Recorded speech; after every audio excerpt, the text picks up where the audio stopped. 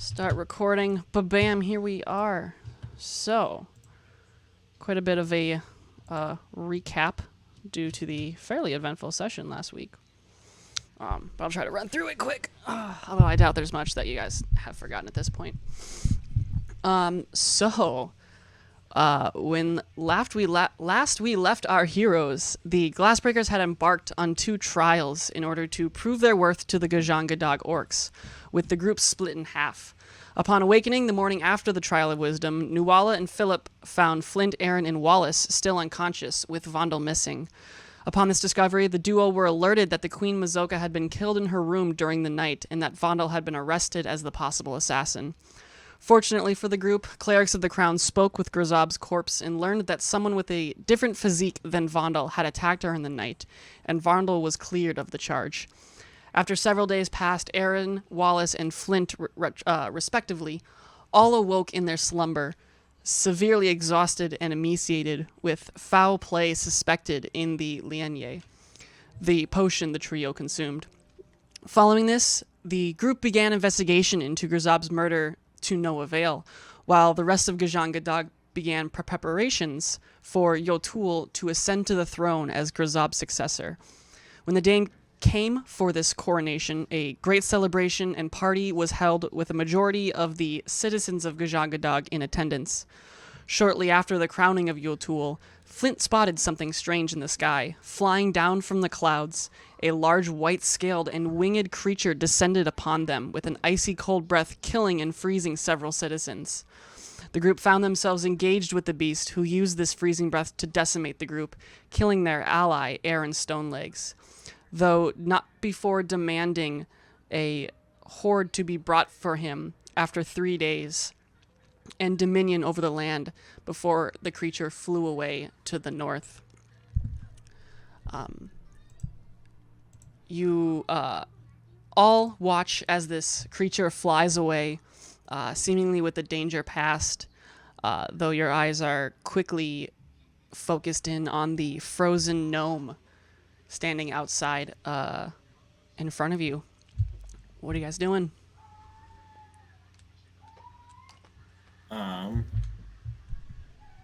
Wallace will sprint to Aaron and shouting, someone find a cleric! Someone help!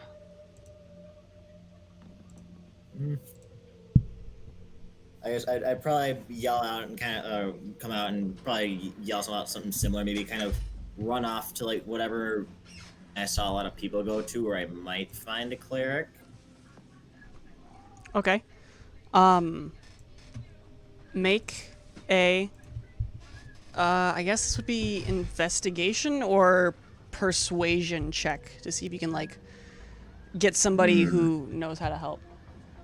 Alright, I'll do a persuasion.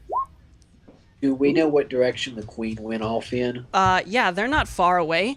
They're only, I'd say you're maybe about, like, a 1 to 2 minute walk away from, like, the direction where they are.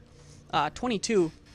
Yeah, you notice kind of several people that are slowly coming out of the houses, and you find kind of an orc woman who doesn't speak common, I guess, or whatever language you're speaking, but you kind of have to, you point to the gnome, and she kind of gets the idea what's going on, and she kind of points you over in the direction where you can see that Yotul and several of their guards are kind of approaching you guys in the aftermath of this.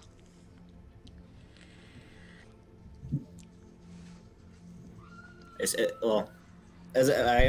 guess going back, like whatever I would have done with the cleric, I'd just be like pointing at her bag, just go like healing, health, death, him there, please. Yotul kind of turns around to these kind of the bodyguards behind her, and one of them kind of steps forward, wearing kind of a different garb, and being she understands what you're saying, you presume this is probably some sort of clerical work, and she makes her way towards it. She says, well, he's covered in ice.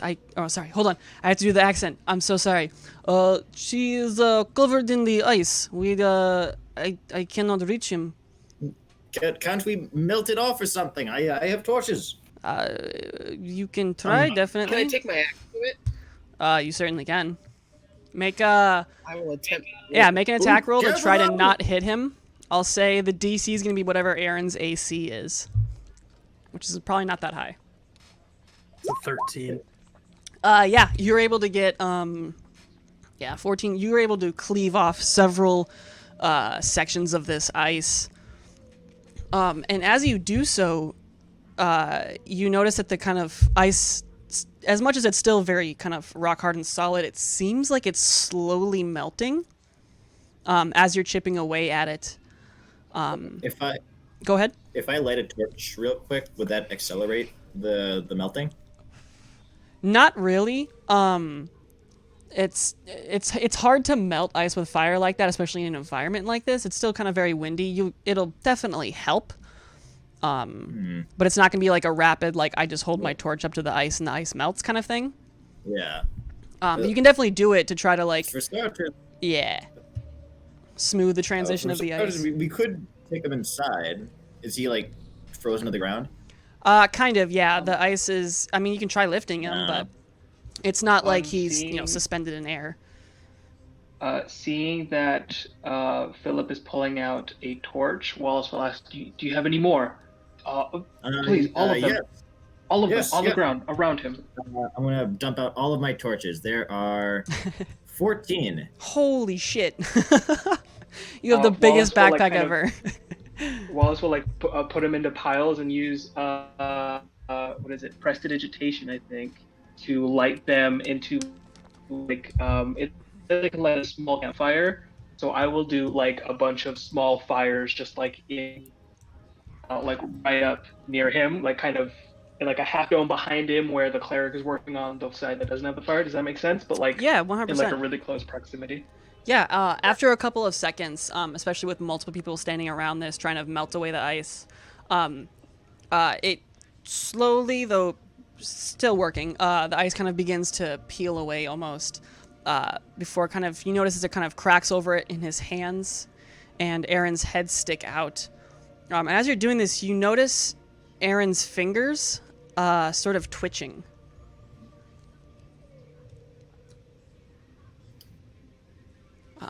But as you continue to hack at it, eventually you have a fairly solid section of it broken off. Aaron's luckily a very small person, so you're able to kind of separate that ice from the ground enough to be able to remove him. But as you're doing this, Aaron's eyes pop open.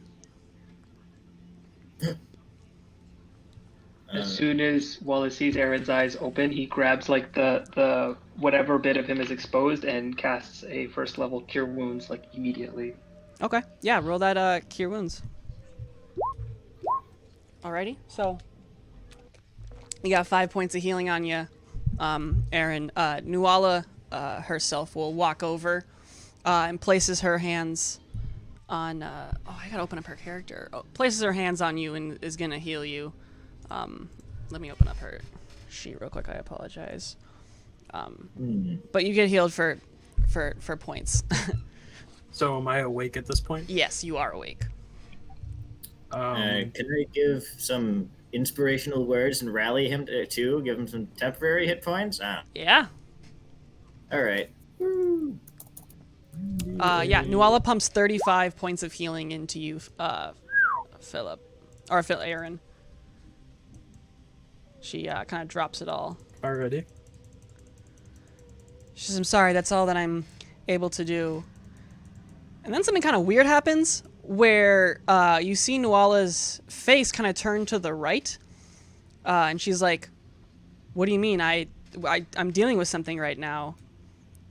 And from where she's talking, it looks like there's nobody there. And you hear again, she's, well, no, but they have stuff to put in. Nuala vanishes. Just gone? Like physically? It just vanishes, yeah. If I stick my hand out where she is, there's nothing? Nothing. going to cast Fairy Fire around us.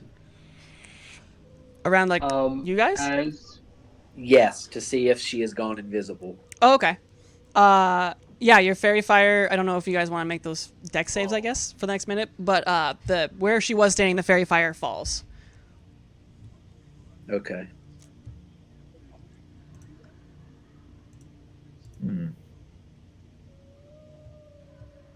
Does anybody know? Does she do that normally? Usually, anything about that woman strike you as normal? No, this is something out of our hands, but I don't expect she's in immediate danger. If I mean, this you seems are like something. still concerned, if anyone is still concerned about her, I believe I can attempt to send a message across distances and see if she receives it. Actually, yeah. Yes. Okay. I have limited words. What should I ask?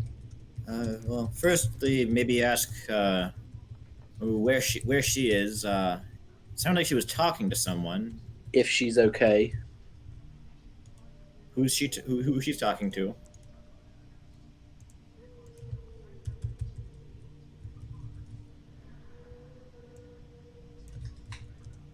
Okay. Let me compose this message for a minute.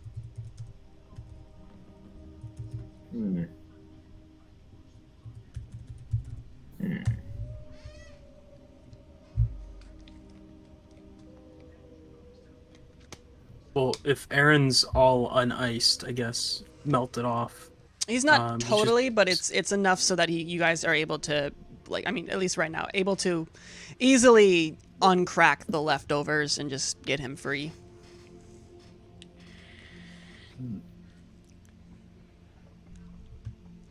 Well, Although you're probably feeling pretty pep right now. I mean, you just got like 40 hit points pumped into you. Yeah, I mean, almost max. I mean, with the temp, it's more than max, but There you go. not full in max. Gotcha. But your gnome seems to be doing fine.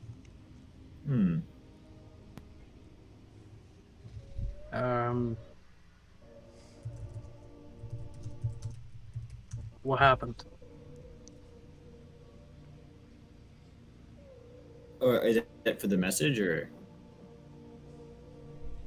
I don't think Aaron can cast that. He's just asking what happened.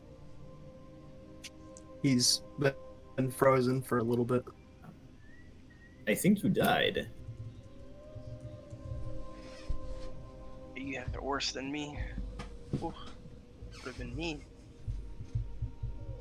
if the dragon hadn't gone away. Okay. So Wallace sends a message. Nuala, where did you go? Are you all right? You vanished, and we do not want to worry. I expect you are well, but please respond. Okay. Yeah. Give me a.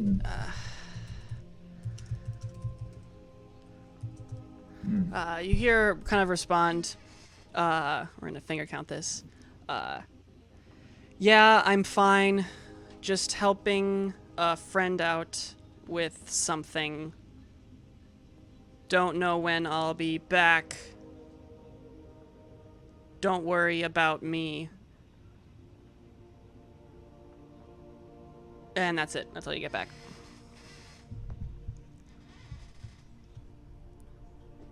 Wallace relays that to the group. We have no cause to fear or worry. She is with someone she deems a friend, and a friend who can wink her out of our existence like that is someone that I don't feel we need to worry about watching over our companion. Perhaps it's something to do with one of her deities. I'm not sure which one she worships, but Potentially, yes, very very much so. in the meantime, Aaron, would you like to come inside with us? You seem a bit Chilled. I wouldn't mind a warm drink. Ms. Could you show us back to is there a dining hall or something? Well, yes, we were just right outside of it when all this shit went down. But yes, come on this way. Alright. Okay. Yeah. So you guys, Poor thing, you've been frozen. You need hot food. yeah, you guys make your way. Wallace tried casting prestidigitation on Aaron's his clothes, like his robes, to warm those up a little bit as we're walking. To kind Yeah. of help. Absolutely. Yeah. Absolutely. With a quick flourish. Just add a little bit of comfort. Yes, yes. Quick flourish and a few taps of Wallace's drum. Suddenly, Aaron's clothes are fluffed, dry cleaned, and pressed, and you're feeling a lot better. You got your even winter clothes when they're wet don't help too much, so that was a very nice comfort. You guys make your way into this dining hall sort of situation. There's several orcs who are sitting around this and kind of chattering amongst themselves, kind of confused and concerned about what's going on. Following quickly behind you is Yotul and her charade of bodyguards, and she kind of presses you, but she says, "What was this creature that attacked? I had never seen something so large and so dangerous before. Is this something that you have seen before, or do you have any idea what that was? You fought it off rather bravely." We were hoping you knew. That creature seemed to be demanding some sort of land? Ransom of your land. It is preposterous. This is our land. I don't plan to give it up to anybody. But did you see where it flew off to, or what was? I am confused, I will admit. To get the name, it's called Dragon. Sorry, you're cutting out a lot there. What'd you say? I believe it was Dragon. A dragon. Wow, that I is think you. a very cool name. I will have to admit. I think that's something that we will all just continue to call it, so that the DM does not have to reference it so obscurely by other adjectives. How do you? Be drinking very much, but you know. You said what? Dragon? Like, Yes. Like dragon? Like it drags on too long? Like a joke? I was like, they don't need to be the bagging. You're very spry and movable. This is true. But names and descriptive adjectives aside, that's a silly combination of words, descriptive adjective. Oh my gosh. Anyway, so you said it was calling for our land?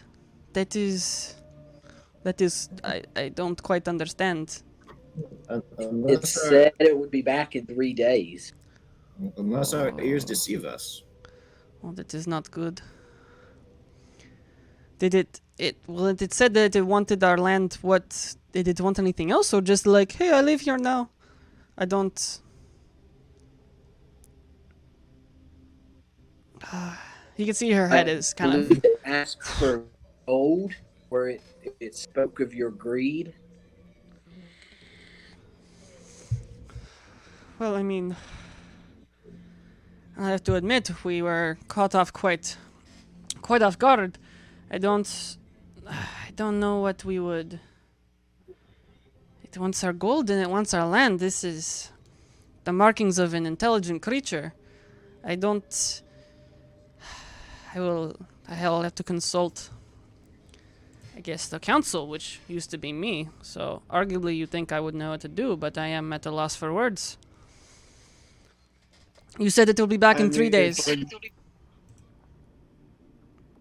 That is what it said to us, yes. Well, then we have time to prepare, I guess. What?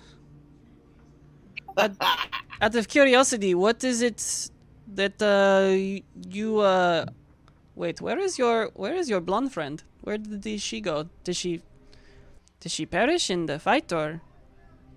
Well, either way, What is it that? Oh, hello, Mazoga. What is it? Do you have a plan, or by chance, or?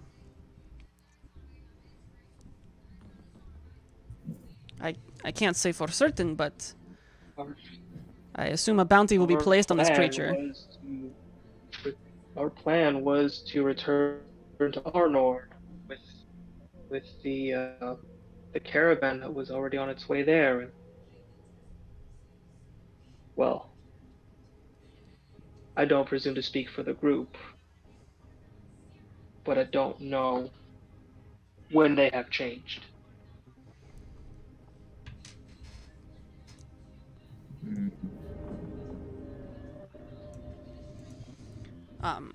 She kind of speaks up. She says, "Well, if you are interested in staying and maybe going hunting, I believe a fair bounty will likely be placed on this creature, while the rest of us at least try to think of what to do with this current situation. We are not certain if we would want to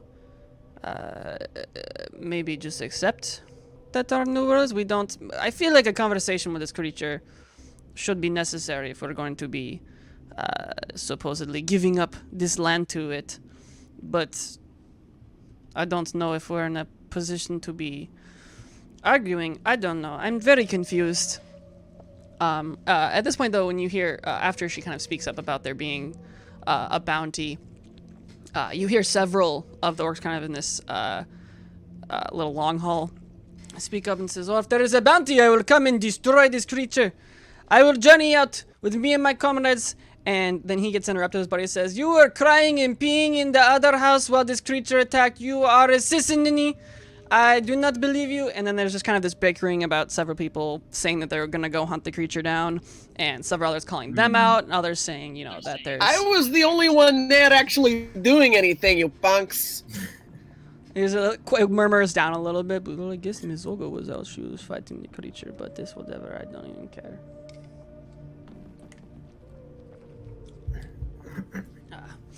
Well, it seems there's no shortage of volunteers. Yes, as you can see, even before I place a bounty number on this creature's head, there's already apparently several volunteers. It is. Is this something that you all would be interested in, or should we be possibly focusing our sights on a different course of action?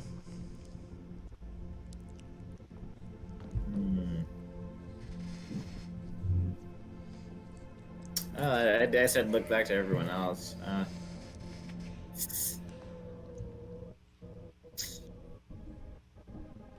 I can say from experience, we fought a creature similar to this in Arnor.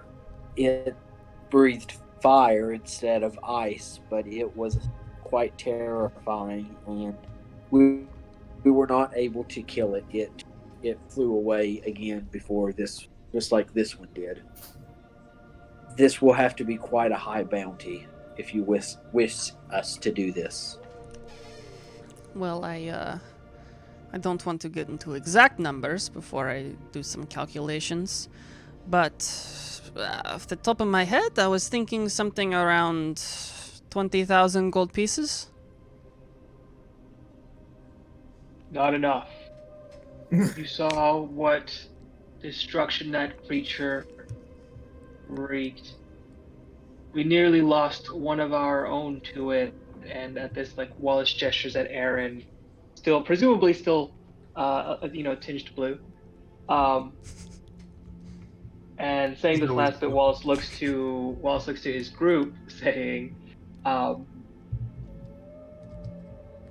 "I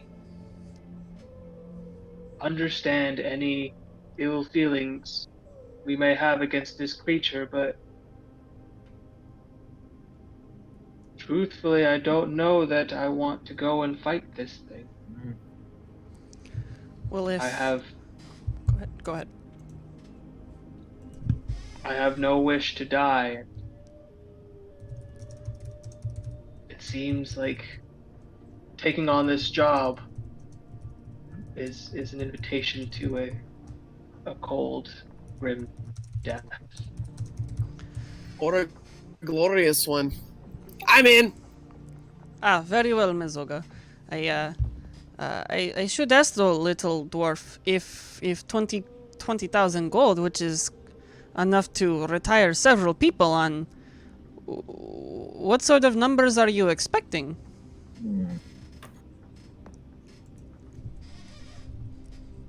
I don't have my mind on numbers. I have my mind on the people that are likely still out there frozen. At best, we could use some sort of supplemental equipment, because Aaron here, or Wallace here, is quite right. We barely managed to escape with our lives. As it was, the only reason we're actually alive right now is because we took cover in some of the buildings before it could fly off. To amend your statement a bit, Philip, I believe the only reason we are still standing is because the creature decided to not make its final stand here.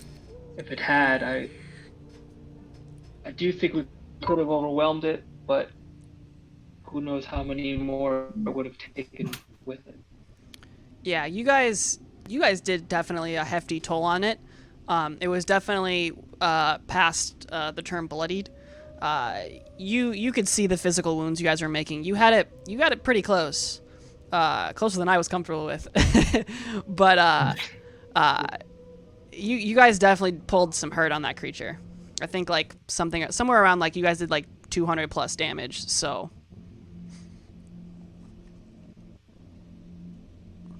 The beast got a cheap shot. I mean, trying to hold back. I really want to kill this thing, but I don't want to die. And that was with it's having a wait. Hang on.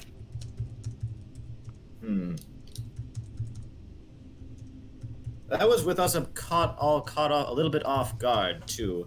I mean, if we attack this creature, I presume it has some sort of nest or lair somewhere that, frankly, we wouldn't know what we'd be putting ourselves into.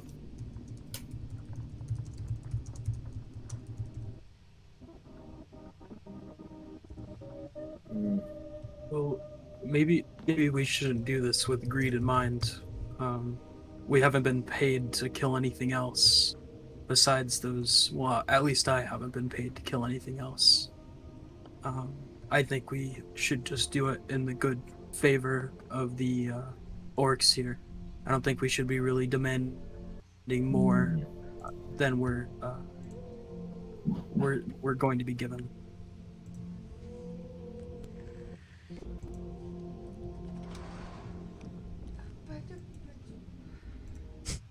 You speak wise, Aaron. I will go with anyone who goes to fight this creature. The price, the bounty is what it is, but the destruction that it caused today cannot occur. We cannot afford to have it occur again. I know it was probably going to stay over here, but can you imagine? I guess we don't really need to imagine what a creature like that would do in Arnor. Ooh. spice. My eyebrows would raise at that.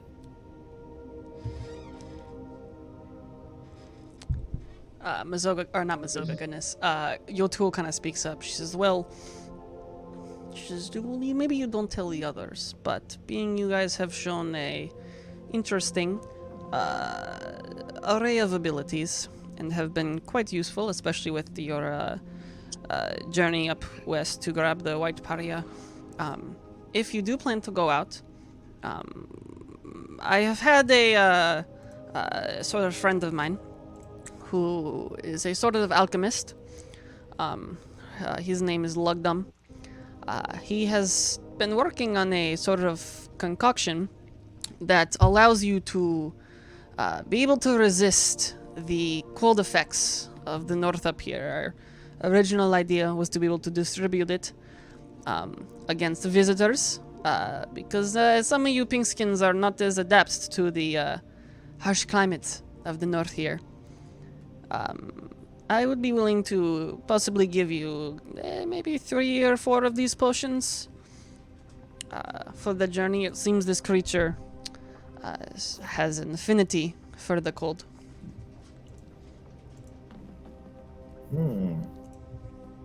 That is very true. Whatever assistance you can provide, I feel will be well and truly necessary. Yes. We will need to take every advantage we can for to face this creature again. Absolutely. Plus, it will work out for me and for Lugdum because you will be our test subjects and see if the potion works. So,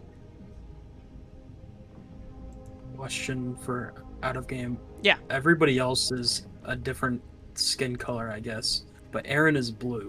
What would he be considered? like a. He's blue. Oh, I blue see what you skin? mean. Yeah. Well, for the most part, she would probably just, when she refers to pink skins, it's probably anybody that's not an orc, because a lot of the orcs up here are a lot more muted and darker gray to green shades. Alright. It's definitely a playful little. It's not slander in it by any means. Like weakling. Yeah, it's not like that. It's more of a joke that when the majority of people make their way up to the north, at least specifically white people, their skins turn pink. That's not all humans, of course, or elves and such, but the few elves that make it up here. But you get it's an all-encompassing kind of term for non-orc. Alright.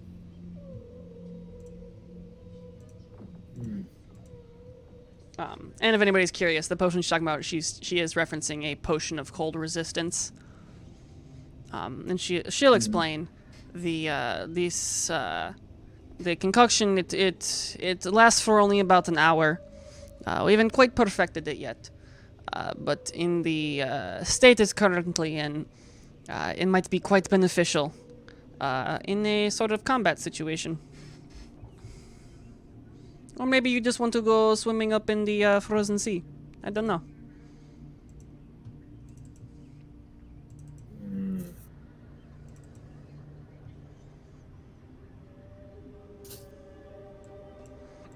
Well, I'm pretty set on ripping that thing to shreds, so I don't know how the rest of my group feels.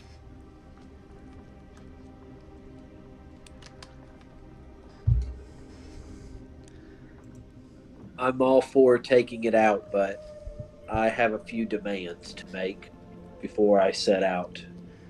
And what would those be, Ranger? Our group will get 21,000 gold. You will give us any and all of those potions to help, and some of my friends here that are not too well at ranged combat, they could be given spears or javelins to help. O's I feel would be more helpful, and Wallace would kind of make eyes at Flint's bow. Whatever weaponry they actually would require. I think that is more than fair. Make a persuasion check. You can make it with advantage because Wallace is helping, or Wallace can make his own check. I can. Persuasion. Yes. Wallace, you can make your own if you want. Yeah. DM, real quick question. Yeah, what's up? The dragon stuff, the bolt and the claw, the stuff that I put that was to be crafted. Mm-hmm. I wasn't exactly sure of the time frame, but would this week, around this time, would it have been done, or is there any longer days that I have to wait before I leave? Let me pull up the calendar on that real quick.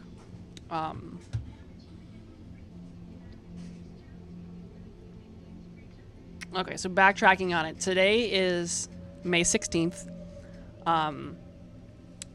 Your dagger got commissioned on Sunday, so it won't be ready for another 4 days. They told you to take about a week. So your dagger won't be ready. But they also did tell you that your dagger basically allows you to, mechanically speaking, deal cold damage. Cold damage isn't probably the choice of typing you'd want to bring to a white creature, flying creature fight. Okay. To help ease that. But 15 and 17 are pretty solid. She kind of, Mazoka, not Mazoka, goodness. Yotul kind of nods her head. She's alright, fair enough.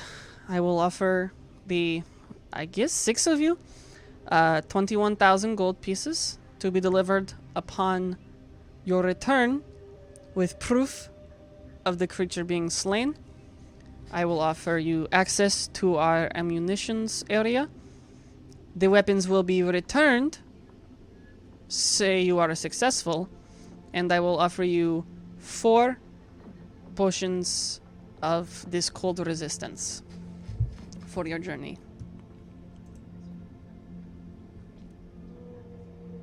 How does that sound to you? That sounds pretty fair for me. How does it sound for the rest of you? Seems fair to me. Wonderful. When do you plan to leave?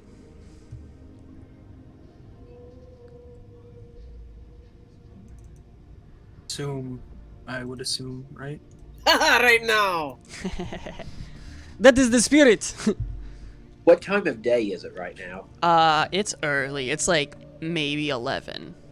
Okay.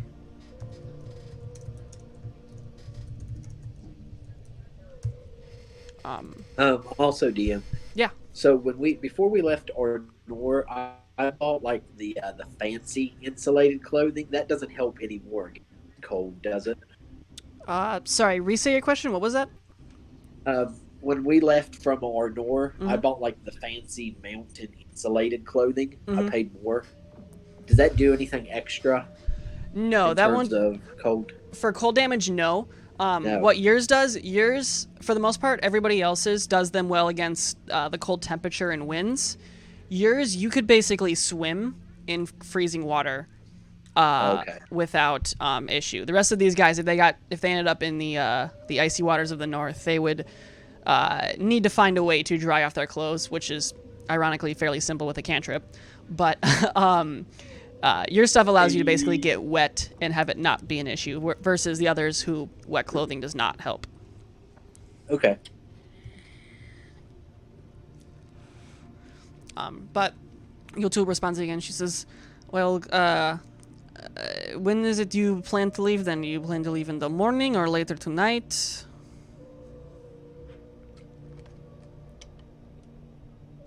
Do we know which direction the creature was heading, and roughly how far away it may have settled?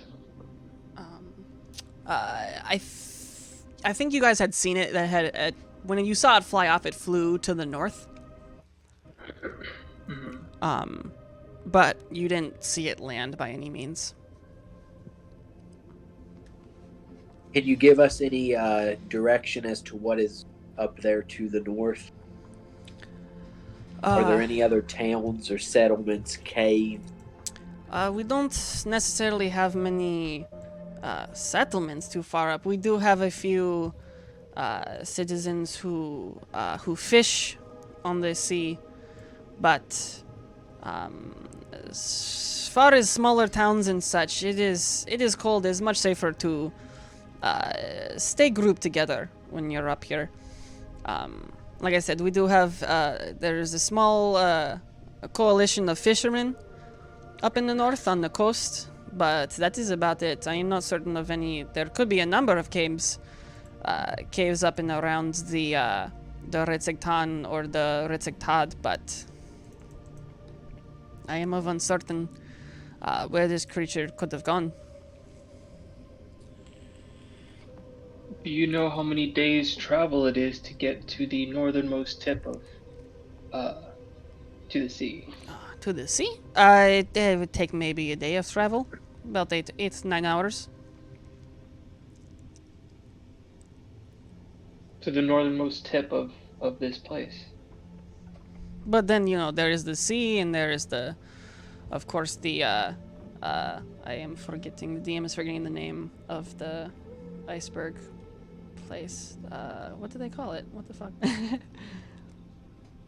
can't memorize the whole world. 1 second. It's your world, DM. I know. But I'm changing it too often. Just kidding. No, you guys end up changing it more than I do. There is a name for it. It's something like a sea spine or something. I don't know. There is a collection of icebergs that form sort of a barrier that makes it difficult to get further out to sea. But I have never been up there, so.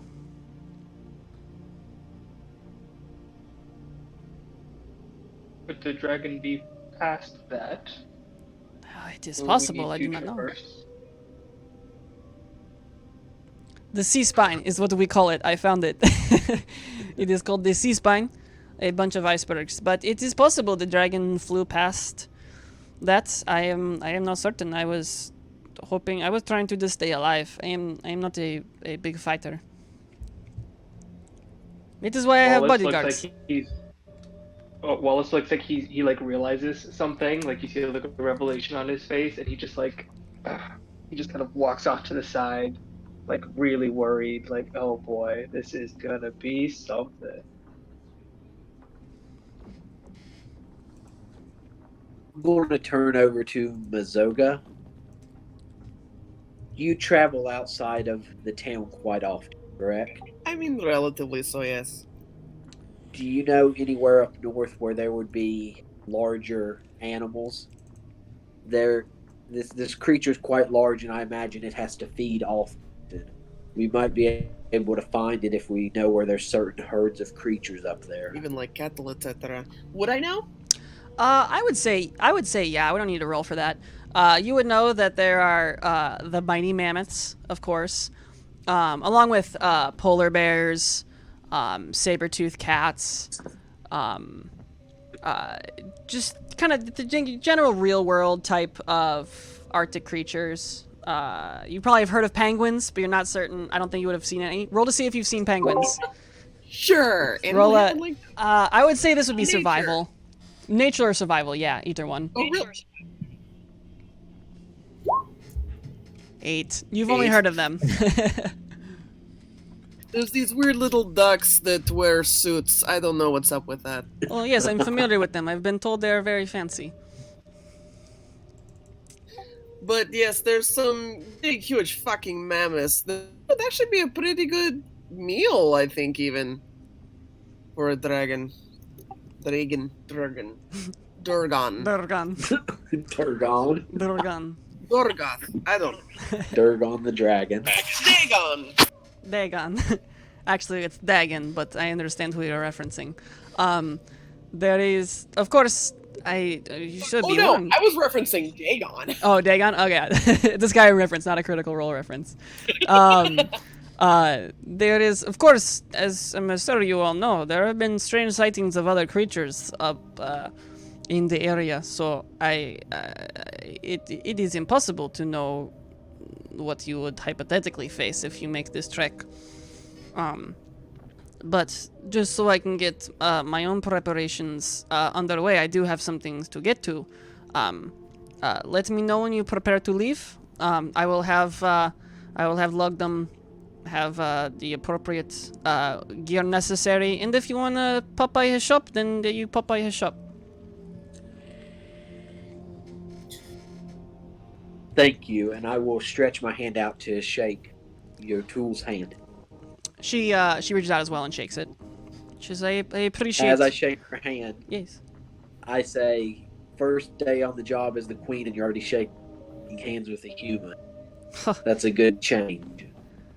I appreciate this. I of course am very in support of the war. We will crush you, Arnorians, but for now there are bigger fish to fry. It's nothing personal. That there is. I will make a point of not shaking her hand. She does not notice you.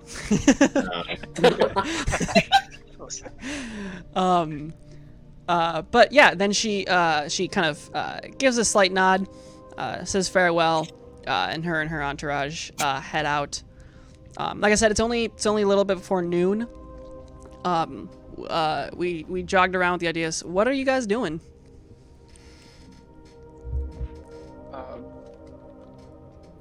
Kind of as the whole air breaks here, Wallace will go up to Aaron and Flint, asking both of them, how do the both of you feel? Flint, you still look a bit weary, but Aaron, how do you feel now? I'm fine. Why do you ask?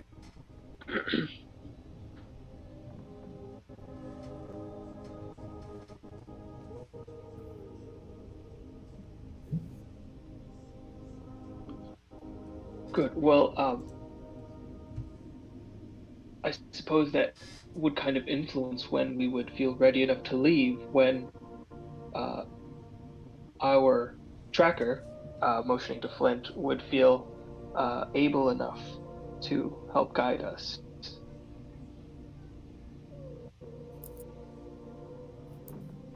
I'm very tired, and I've had the literal crap kicked out of me this morning, so I could use a little bit of a break. But if the dragon said that it will return in 3 days, I imagine we could leave tomorrow and do our best to find it. Well, I still have a little platinum left over from Arnor. Right? We could take up Grizab's offer on visiting Lugdum. Yeah, Lugdum. Lugdum. Lugdum. I need rest as well. I've been. I mean, surely they have some elixirs that could speed up your recovery by a day or so. We could very well try. The problem is, this dragon could be flying 4 days away for all that we know, for how fast we could travel. So even if we start right now and go, we still may not catch it before it returns back. So we could get carts. one thing I should break in, just to give you guys kind of an understanding of what travel's going to look like, and your kind of time frame. It'd be rational to think that if the dragon's going to be back within 3 days, he's as much as she was flying substantially faster than you guys can walk. I guess that puts in different context. Let me think. She flies. She looked like she flew about twice as fast as you guys could run, if that makes sense. Okay. So a 4-day travel in theory for you guys would be somewhere around like a 1 day or like a day and a half. I don't know. It's a bunch of math we don't need to worry about too much. I guess the more important thing to look at is, I guess for context of like how we ran the trial of defense, it's not gonna be like you don't get a long rest until you get back. The reason why is because you have a gnome who can cast Tiny Hut, who gives you a comfortable temperature in the dome, so the cold, you won't have to be worrying about con checks to just stay alive. You can take short rests. A long rest can happen at night. You're not gonna have to worry about that. She will be offering you these cold potions, and then I guess coming back to the time frame, sort of speak. I'm not gonna tell you when they're gonna. I mean, you know she'll be back in 3 days. I would say anybody just give me an animal handling or a nature check for funsies to see what kind of animals we can compare it to. Oh shit! Look at that. Mizoga knows what's up, but she wants to see what the rest of you guys know. Oh no. Ooh, Aaron, well done. Phil with a 12, Flint with a 13. Look at Vondel already. So I guess Vondel, Mizoga, and Aaron, you guys kind of are thinking about other creatures that it's nearby, and you kind of think about kind of the way the animals act. As intelligent as this creature is, you don't guess that it would spend more than a day flying in between a sort of lair home cave to this location. So it's probably not too far away, but it could be a ways, because it can fly hella fast. And you know that, actually, no, that would be context because dragons are like way different than other reptiles. That's all I'll give. I'll say, I'll say it's probably not like a 4 or 5 day trip, because transfer that into how fast these creatures can. You saw it flying. It would probably take. It's probably within a. I would say it travels twice as fast. So cut your travel time in half, and that's probably like a rough number of or a rough distance, if that makes sense. This is probably useless information, but the journey's not like super far, especially because, like she said, it's only a day's journey away to the coast. Okay. And then it's sea line past that. But there is a bunch of icebergs and stuff that are further north, so. Which is an iceberg. Could be. Who has a big boat? Let's just crash it into the iceberg. Sink it. That's how it works, right? I thought you were the one with the boat. Oh shit, that's right. The boat's already sunk then. Gone. Is Mazoga like standing nearby? I would assume so. Oh, I don't say it. Classic racism.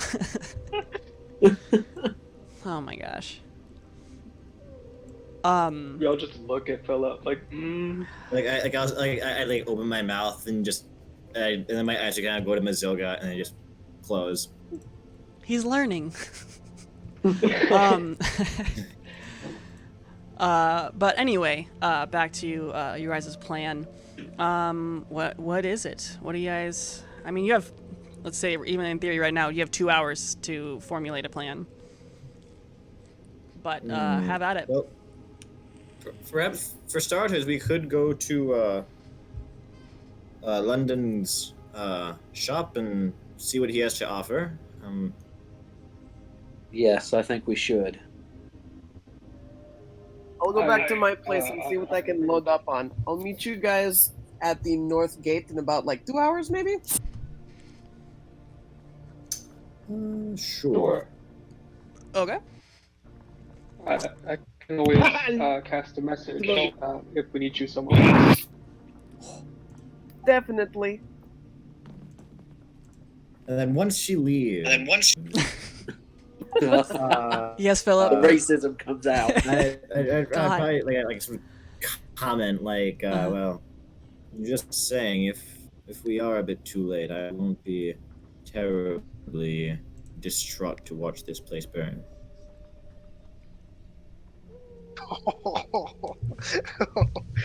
Yeah, Damn. we should keep comments like that to ourselves, Philip. You don't want to know. Wow, I thought the dragon was ice cold. Especially being here. I will say, ignoring the callousness of what you just said, I believe it would be more apt to say it would freeze the area. I still denounce what you just said. A fair correction. To be Before fair. Mazoga leaves, okay. Yeah, go ahead. he would say, "You deal with medicine, right? Yes, I do. Is there anything you could give me? I have quite a bad headache." Oh, yes, by all means. She'll rummage around in her pack. I mean, like, right now this second, because this is a very good tea, but it's a tea. So you'd need to get, like, water and stuff. That's fine by me. Mazoga, just roll a d20. Oh dear, hold on. 20. Wow. Do you plan to drink this tea right now, Aaron? Maybe a little bit later. Okay. I'll let you know then later. All right. Yeah. Critical. Oh wait, how much time do we actually have in between us meeting back up again? Because he probably wouldn't be too interested in going to a potion store. Well, Mizoga said she would meet you guys in about 2 hours at like the north gate. Oh, okay. That's how Then much he time would she needs. he would definitely go brew the tea then. Okay. Well, you guys had talked about 2 hours, so it can be. She doesn't need all that much time. She's just grabbing her stuff and leaving orders and etc. Cool. So we can retcon it to be like 1 hour or I something. wouldn't mind taking a short rest before we leave. Yeah, you guys are totally free to do whatever you want. Sure, we're in the dining hall, right? We'll have a meal. Wallace will call over food. Yeah, for they have people everyone who on wants staff food. right now who are kind of setting up food. There was already food out and stuff like that, but they're kind of readjusting the place. It's not like they're setting this area up as like a small hospice or anything, but they have some nice warm stews and breads that they're kind of passing around in a very communal fashion. And you guys can definitely take the hour here to just collect yourselves, bandage it up, your wounds. I don't know how you treat frostbite, which is ironic because I live in Minnesota, but you're doing whatever that is. No warming up. You Yeah. don't want to go crazy with it. Yeah. So you're just being casual about it. Very nice. But yeah, let you guys do that while I do other things. And what is it again that we would get for the bardic? We roll hit die. Oh yeah, Wallace, roll a d6. Here you go, a d6 of extra I'm healing. gonna grab actually my Nice, not bad. QH because I should have that. Yeah, and so to flavor that Song of Rest, Wallace tells a story about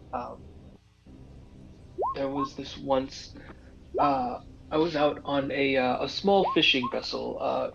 It was just me and this human fellow, and he was a good sort, but a sleepy fellow. He was asleep at the time of this incident, so he can't corroborate my story. But there was once a fish I saw leap out of the water, and its size was so immense that it covered the sun, and then it was gone.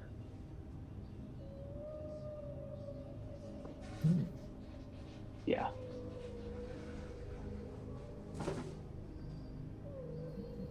Do you have any stories that don't involve fish?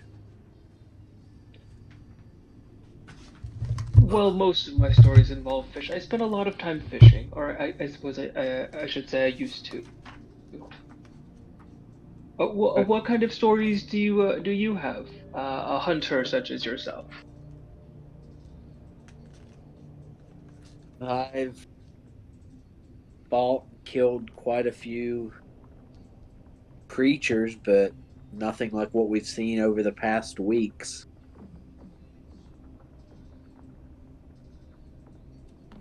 I guess my stories aren't all that interesting either. Well, I suppose they can be. It all relies in the telling, friend.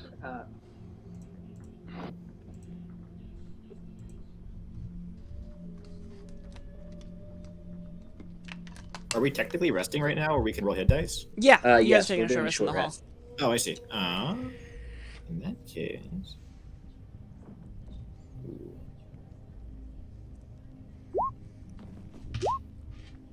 And the bard dice that he rolled, that's just once per character. That's not like per hit dice that we roll, right? No, yeah, it's just the 1d6, so everyone will get just a Okay. blank 4.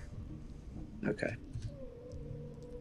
Yeah, because I think it goes up to a d8 at like 9th level or 8th, I can't remember.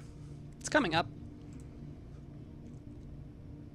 My bard will never see it because he died. Oh no! I know, it was very sad. But he died fighting a beholder, D8 at so... 9th level.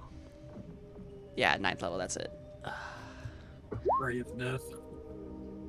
You said what? Which ray was it that killed you? It was Or was the it not a ray? petrification ray. Oof. Yeah, for a bard with like 16 decks, rolling under 10 2 times on a petrification ray is rough.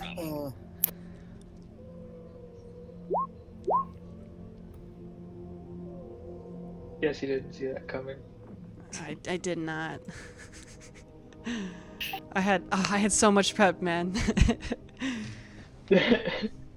But it kind of worked out because it was like the end of my character's arc, so it was it all worked out fine.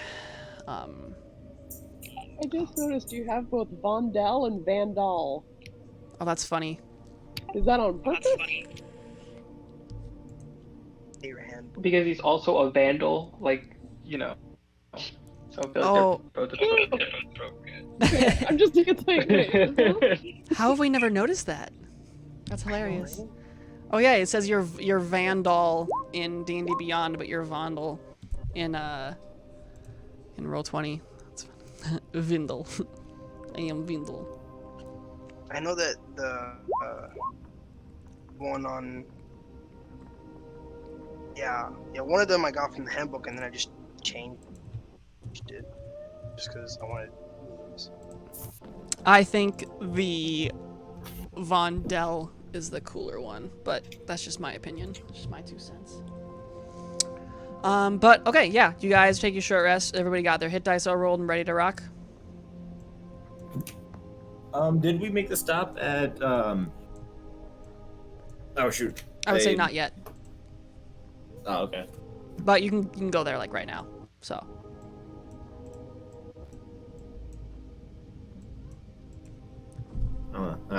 Unless someone else has something they were gonna do. I'd propose we go there next. okay. Is there anybody who disagrees with this plan?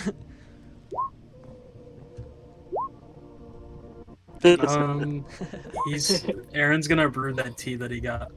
Okay, you can get. I would say you can easily get that done during this short rest if you want. Yeah.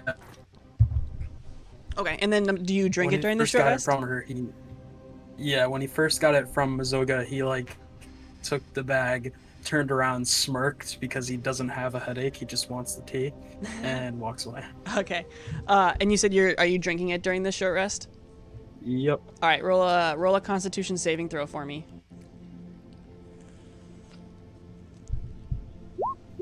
10. And that's +3.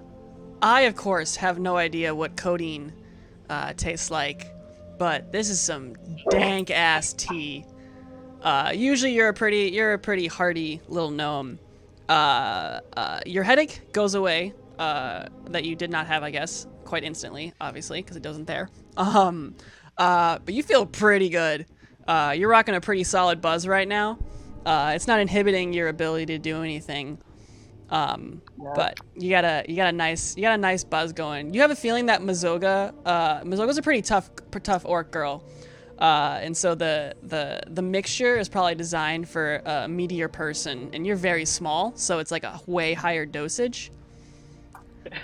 But nothing hurt you or anything. You don't lose any hit points or anything. But you got a pretty solid buzz going. As he stumbles around, he's like, "These orcs know how to party." Yeah, it's pretty great. But after your gnome gets high, Two you guys questions. head over. Yeah, go ahead. Does that make his mouth numb? And 2, would that interfere with the verbal component in spellcasting? We'll find out. Oh. He definitely shouldn't be shooting any fireballs. Oh Yeah. God. But after your little gnome gets high, you guys make your way over to Lugdum's. Do you want to role play that out, or do you just want to be like, we get our shit and we go? I'm always down for either. I could go for either. What are we looking to buy? Well, you don't have to buy anything. Mechanically speaking, he has. Well, basically, you walk into Lugdum's shop, and you can tell it's Lugdum Shop because there's a sign above his door that says Lugdum Shop, and he's got a it's like in all those movies, you know, where like somebody pulls open the wardrobe and they just have like the wall of like secret guns of like every type. It's like that, only it's just out in the open, and it's obviously not guns, but it's a wide array of swords and spears, crossbows, bows, quivers, sets of armor, the works. Anything basically from like Player's Handbook equipment, non-magical items. He does have a few things in his little shop that have a bit of an enchantment. But otherwise, what are you guys looking for, I guess? Well, I am in the market for a ranged weapon. You do have that technology here. The orc, who's probably solid foot taller than you, kind of looks down, says, "Yes, we have bows, a single bit of string attached to wood. Are you sure your puny little arms can handle such equipment?"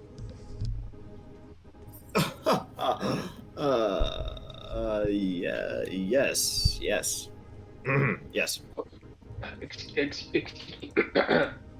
Wallace will like probably reach up as high as he can to knock on the counter. That's probably too tall for him.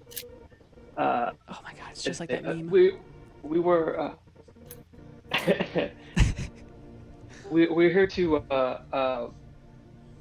I believe requisition some ranged weaponry on behalf of the new queen that we will need to fight that creature that attacked earlier. Yeah, I gotta get a good voice for him. He goes, yes, you two told me about you would be coming to get stuff. What do you want?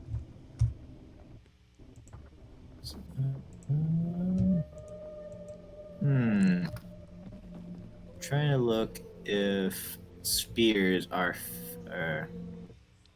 Wait. Come on. Spears, I believe, are finesse, but I could be wrong. Although I think it's just javelin or something. Oh yeah, this is like the reason I got the book. I think versatile, which means you can use your dex for it. Correct. Basically, anything ranged uses your dex for the most part. Yeah. Where's equipment? I'm not super familiar with spears. They seem a bit primitive, but I'll have 10 of them. Oh, actually, can I carry that much? Yeah. Yes. I think yes. Okay, and he gives you. You said spears? Yes. Alright, he gives you 10 of them. Alright, and I also need a lot of torches, like as many as you're allowed to give me. How much coin do you have?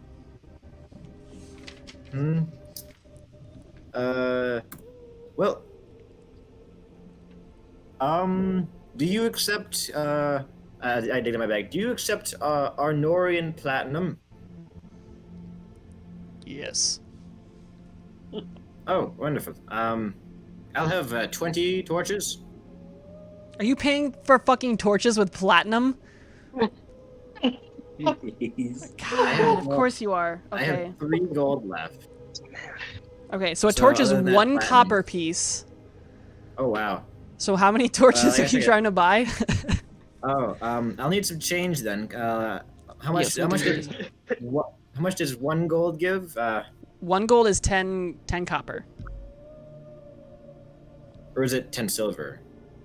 Fuck me. You think I would know these things? I don't. One gold is 10 silver. Oh yeah, 1 gold is 10 silver. Silver's which 10 is copper. 100 copper. Basically, a gold is $1. Yeah. Silver is dimes. Copper is pennies. Platinum is like a $10 bill. All right. So I guess I'd get change for 1 gold, and I'd get 10 silver, and I'd give him 2 of those silver for 20 torches. Okay, so you buy 20 torches. Yeah, he gives you what, 8 silver back then? Yes. Yeah, he gives you. All right, yeah, you get your 8 silver I back. got it written down here. Yeah, something like that. I trust you to do the math because I don't want to. Yeah. And are rations also like 1 copper? Why did I put the book away? I believe so. D&D. I can look it up too. Yeah, I got it. Rations. Rations for 1 day is 5 silver. 5 silver. I'm gonna use my other 2 gold pieces to get 4 rations. Okay. I am definitely So cutting what- the shopping session out of this episode. Sorry. No, you guys are totally fine. This is the shit no one else actually cares about, but it sometimes needs to get done. It's all good. This is why I give you. This is why I give you treasure. Come on. But yeah, okay. You're shopping. Vondel, is there anything you're looking to procure? I'm just gonna go down a line real quick. Oh no, is Vondel there? Oh, there you are. I'd say. Probably crazy, but I'm wondering, do they have like? They have like poison or some things that I could, like vials of things that poison that I could buy. No, they don't sell poison. That's fair. That's fair. Yeah. Any armor or equipment or weapons from like the base handbook, they have. Okay. So if you're looking to upgrade to like studded, or if you want to get like a different kind of crossbow, or any other things from like the adventuring gear table, I'll give you a second to think. Flint, you're probably set to go, but is there anything you wanted to grab? Yes, I need 50 feet of rope. Okay. And Hempen or another silk? grappling hook. You said what? And another grappling hook, Oh yeah. God. because I lost mine. Oh, you did? Oh, that's right. Okay.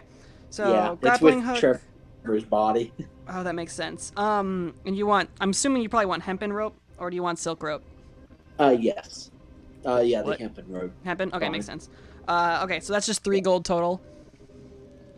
And I also want like a chain that's like 30 feet long, like a metal linked Okay. chain, if that is available. Hell yeah. You said how long? About 30 feet. Okay. If the D&D book has it for a different. Yeah, measurement. the book does it as 10 feet, but I don't see why you can't buy a 30-foot one. We'll just triple the price. Yeah, that'll be 15 gold pieces, which seems ridiculous for chain, but I'm not an economist. I don't know what that word is. Yeah, so yeah, 15 gold pieces, you get 30-foot chain. Okay. Anything else from Flint? Does he have any special arrows, like with special tips that may do more armor piercing or anything? Let me check. No, he does not. They have they just have the basic arrows and crossbow bolts.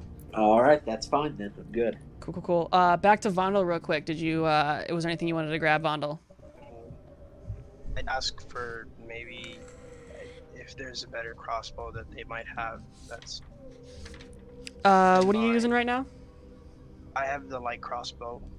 Light crossbow. Okay. Do you have Oh no, you're a dwarf, so you have like proficiency in like everything, don't you? Oh no, I see. Simple weapons, battle axe, crossbow. Okay, it says crossbow. Is that just like any crossbow? Oh, hand crossbow. I see. Yeah. You're using a light crossbow. Yeah. Okay, yeah. That deals. Okay, not a heavy crossbow. I see. Okay, so you have a. Sorry, I apologize. You have which one again? The light crossbow. Light crossbow. Where would that be? You're actually pushing max because the next one would be a heavy crossbow. But I don't know if you're proficient in heavy crossbows. Which seems like a weird thing. I don't think so. But maybe we can do a downtime thing. You'll just learn how to do a crossbow. But you know, yeah, you're rocking at a D8 for your piercing, so yeah, you're probably set to go. Cool. Then I think I'm fine. Okay, it's two-handed. Oh, I see. I understand then. Okay, yeah. Unless you wanted to get a hand crossbow, it does do a D6. But it becomes one-handed, so it's up to you if you want to pick that up. I'm good. Yeah. Okay. I'll stick with what I got. For sure, no worries. No armor, no other armor or anything? I have studied. I don't think I can get anything. You have studied? Okay, no worries. Aaron, you're not a martial class really, but are you trying to pick up anything from here at all? I don't think he needs anything. Okay. Philip. Yeah, he's also. All right, cool. So make sure. Philip. Yeah. Is there? I think we already did you, right? You already got all your stuff you need. I believe so. Actually, I saw a hunting trap. Could I get well, make the division easier. One is five gold pieces. So if I give a 1 platinum, can I get 2 hunting traps? Yeah, that seems right. I don't know what a hunting trap does, but I'm assuming it traps. It is 25 pounds each, though, which is huge, actually. This is not like a bear trap, apparently. We do have a bag of holding now. Oh, that's right. Oh, you do. Yeah, you guys don't even have to worry about it. You got 500 extra pounds of holding. I do. Well, Aaron has it, but he's Aaron probably has willing to it on use. him. Yeah. Oh, man, this is the juicy tabletop role-playing part of the game. I probably, Aaron, could you carry these traps? I think they might be useful later. I figured we should pick them up. I wouldn't mind holding them. All right. Okay. And then I just you can add that to your inventory then, if you're the one carrying. Yeah. Okay. Okay. Yeah, bang bang. And Yeah, so that's just the 1 platinum piece because you're buying 2 of them. Was there Yep. anything else that Philip wanted to grab? Nope. That is Alrighty. all. And then back at the bottom we have Wallace. Wallace, is there anything you wanted to grab? I was hoping to get a crossbow. as Yeah. Part of the ranged requisition, a light crossbow. Yeah, Ooh, light You crossbow. can have mine. Oh, look at that. Oh, I got these spears, and I'm a bit better with these than these weapons here, and it's a bit not my taste. And then, just out of curiosity, what was the weapon you said you were picking up to use, Philip? I have already forgotten. Spears. You just got spears. Okay, you didn't want like a longbow or anything like that. Okay, I was making sure. Nah, I'm not proficient with those, and I'm like, You are a fighter. I'll You are risk it. proficient in every weapon. I don't think ranged. I just see martial and simple. Yeah, martial and simple weapons. That's all weaponry. Oh, yeah. Our weapon. Yeah, you can Oh, kill that would anybody be with literally confused. anything that is like solid. You're a fighter, man. Oh, shoot. With that realization, actually, I will pick up a longbow. I can still give, who was it, Aaron? I have a spare one you can take, Philip. Ugh. I would love one. Yes. Okay. Cool. Thank you. All right. So it seems you guys are all covered. Oh shit! I feel like the need. We're gonna say you guys, because you guys can borrow anything you don't want to like keep. They let you borrow. You just have to return it when you get back. Just in case, I'm gonna say Nuala grabs, or you guys grab some, like a bow for Nuala or something. Ah, fuck. What would she want to use? So, Aaron, I also give you my crossbow bolts. I have 16. Somewhere out there, there's a forged cleric with 2,000 crossbow bolts in his backpack. But anyway, anything else you guys ready to, got your equipment all set up, ready to power through? Flint, would you have any arrows for me, too? Sorry. I don't keep track of my arrows. Yeah, I don't, ironically, I don't worry about that too much. Yeah. Oh, okay. Rations are a different story. Those are just a once a day thing that's gonna pay off eventually, and then I'll just give you something that All right. has like unlimited food or something dumb. All I'm right. gonna type up a list of things that are going to go in the bag of holding, and I'm just gonna put it on the Discord general chat. All right, cool. Okay, so you guys got your equipment ready. Are you guys planning to head out like right now then? Wallace, I think, did want to get one more thing. Yeah. Maybe some medium armor. Okay. I only have 10 gold, but I think that's enough to afford the hide armor. Hide. Okay, let me just check something real quick. I can spare a silver piece or two for you if you're a little bit short. We can spare money. It can go out of the group fund. Yeah, I was gonna say. Okay, so all right, you're proficient in light armor. So so hide would be medium. Do you want to pick up just like studded leather? Yes. Okay. Yeah, you can. Studded leather is 45 gold pieces. And you said you have how much, Wallace? 10.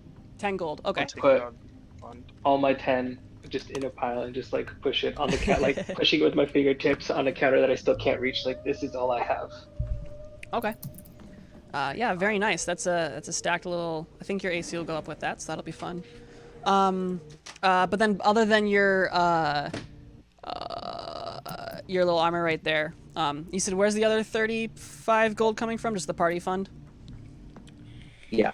All right, cool. I'll let you guys keep track of that. And by that, you guys, I mean, I think Vondel. Vondel's your treasurer. I don't know. That's not my job. But okay. So you guys got your gear. Spend some time shopping. What's the plan? Are there health potions? Philip wants to know. Oh yeah. I apologize. Yeah, Lugdum gave you guys. He gave you guys 4 potions of cold resistance. All right. I guess it's a side thing because it wasn't in. I did say non-magical, but hypothetically, was there any like healing potions you guys wanted to pick up or anything like that by chance? Yeah. Yes. Okay. Nah, we'll be fine.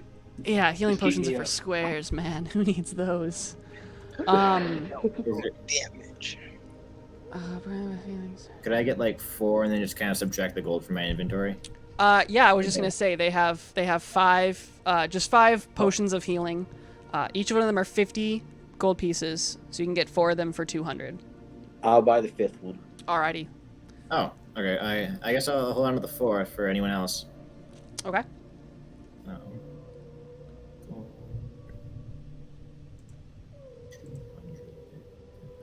Alrighty. And that's just a normal potion of healing. Yep, just the 2d4 plus 2.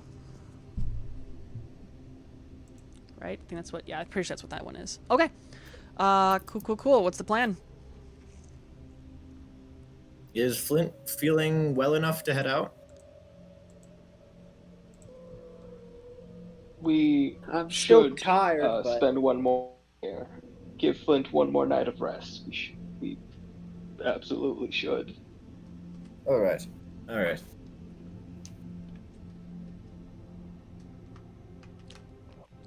So you guys are gonna spend the rest of the days relaxing and leaving in the morning? Sounds like it. Okay. Is anybody gonna message Mazoga and tell her that she doesn't need to wait at the front gate for the rest of the day? Oh no. Yes, as we are passing by, Wallace will cast message Okay. summarizing that we will be leaving in the morning and give her an arbitrary time to meet us at the dining hall, probably. All right. We don't want to get the move on? Okay, we can do tomorrow. I thought time was of the essence, but it's all good.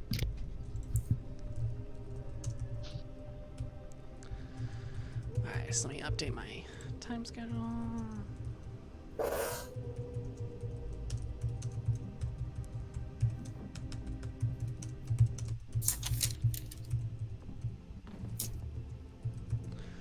Okay.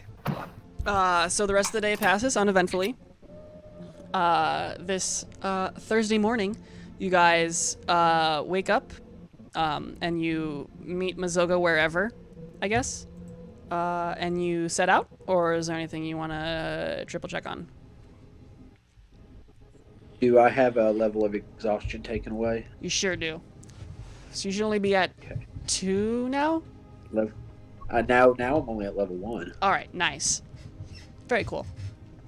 Oh yeah, because 2 is when you have half speed, right? Probably. I don't know. Yes. Cool, Yes, cool, it cool, is. cool, cool. Alrighty. Now I just have disadvantage on ability check. Well, that's not so bad. Alrighty then. So, as you guys know, this is how we do travel. For this first half of the first day, you guys are traveling across these freezing cold plains. What kind of skills do you want to do or want to use to avoid any nasty boys that might be prowling around? What is your travel skills looking like for this first day? I can use perception. Okay. Just keep a watch out. Yep. All right. Yeah. It's gonna be a little harder. In this one specifically, just because everything is. Actually, no, it'd be easier because it's just a vast open plain. Hypothetically, yeah. Roll me a perception check. You do have advantage normally, but you're at disadvantage, which is a straight roll. I'm just gonna say DC 13. 17. Yeah. You keep watch out, and it is no issue. It takes, like I said, a good half of this day. But eventually you are able to make your way into the forest tree line about halfway through this day. You now have, like I said, a pretty cool forest to start journeying through.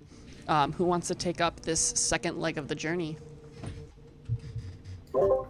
I volunteer. Alrighty. And I'm gonna use my intimidation. Okay. Because these woods are, I mean, it's scary, but I'm scarier, and I'm gonna scare away anything that looks like it wants to hurt us. Okay. Yeah. Make a persuasion check, or not persuasion. Sorry, intimidation check. This one's gonna be just DC 15. Alright. Ooh, scary. 22. Yeah, you guys are a scary bunch. There is nobody in this woods who wants to mess with you. As the sun begins to set, there is a break in the tree line, and you see before you the frozen northern sea in front of you, only about a couple hundred yards away.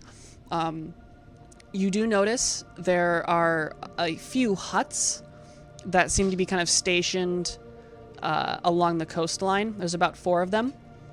And you can barely see a little bit of lights that seem to be sticking or poking out through the windows of these. And you see that 2 of them have chimney stacks, stacks, I think? I don't know. That are emitting smoke. But you're able to journey up to these buildings. What are you guys planning to do? Like cabin in the woods? Kind of, yeah. You hopefully it's better, but who knows? You do see there are docks, and you do remember that Yotul did tell you that there is fishermen who live up here. And you're pretty certain that's probably what this is. So, and this is the next check to continue the journey. Kind of. It's not necessarily a traveling skill check. This is just you are outside of these sets of houses on the coastline, and I want to know what you guys do. You can knock on the doors, or you can just camp outside. Mazoga, I think you should go speak to them.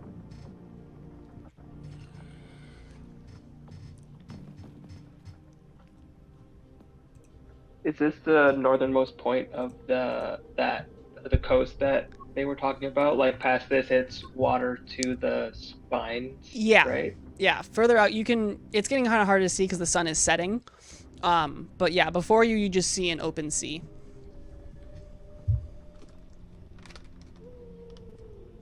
Okay. I second what Flint said. It may be best to spend the night here or spend the night nearby, and then hopefully talk to these fishermen and see if we can commission a boat that will take us across the water. I expect that is where we will be continue our journey, right? Sounds like a plan. So you guys are sending Mazoga in to talk to the locals? If she's okay with that, yeah. Of course, a shot. I'll give it. Why not? Okay. I would try to help, but I don't speak the language. I speak the language, but I am just a human, so.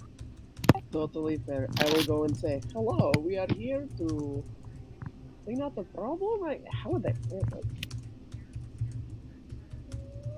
it? Sorry, what'd you say? What specifically am I talking about? I'm not totally certain. There's nobody outside right now. There's just these two huts that you can see that have lights on. Oh, so it's just like an investigatory kind of thing. Yeah, you can. I mean, you guys can just walk up and knock on the door and be like, "Hey, can we stay here?" But I mean, This isn't a town. This is just like shepherd hut kind of thing, right? yeah. These are just outskirts. These are the Outlander background. Gotcha. Yeah. Oh man, someone's got a hot mic. We should ask them if they've seen the creature flying overhead. I will go and knock on the door. Okay.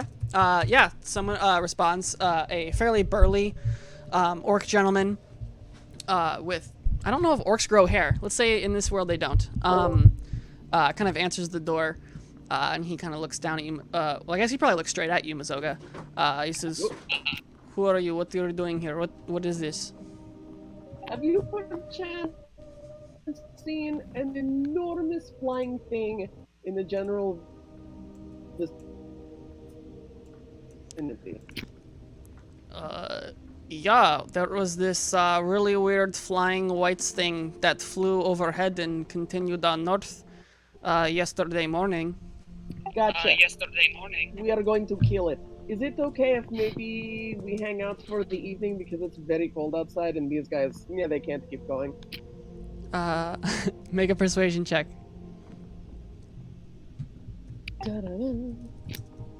May I help by just looking miserable and like I really can't keep going? Sure can. Do it. Fuck. Okay, good.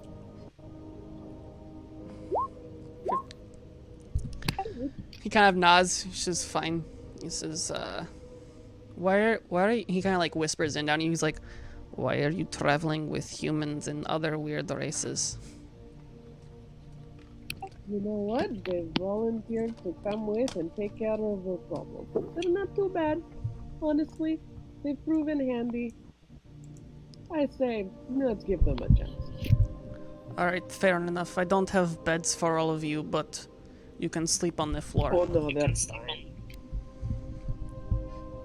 Okay, very nice. And he kind of opens the door and for you guys and motions for you all to come inside. As you all make your way in there, it's a fairly small shack. It's only about 20 by 20 feet. You can see he's got kind of like a stove set up, and it's like a studio apartment. There's just the stove on the one side, a bed with a little pot underneath it, and an assortment of fishing gear laid out on like another shelf to the west of when you enter in. It'll be cramped, but you all can safely or comfortably, for the most part, retrospectively, I guess. Not retrospectively, prospectively. Lay down here. And he kind of, as you all kind of muster in, he's kind of like scans you all and says, "This is a big crowd, I guess. But, I mean, maybe that was a big creature, so I guess you will need all the help you can get. Is out of curiosity, how do you plan to follow it north, I guess? Did you bring a boat? You need the boat? Well, if you wish to go further, unless you want to swim. I guess I just thought it would be in the cave somewhere around here.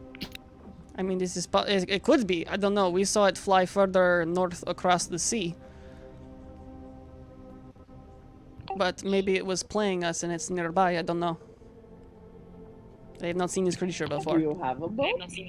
I do have a boat. I use it for fishing. Maybe you rent it? Maybe I do rent it. How much are you offering?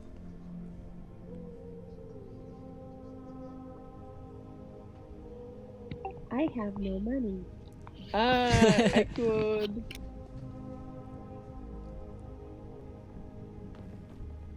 What is your price? How about 100 gold per boat? You bring it back to us, we'll give you 50 gold back.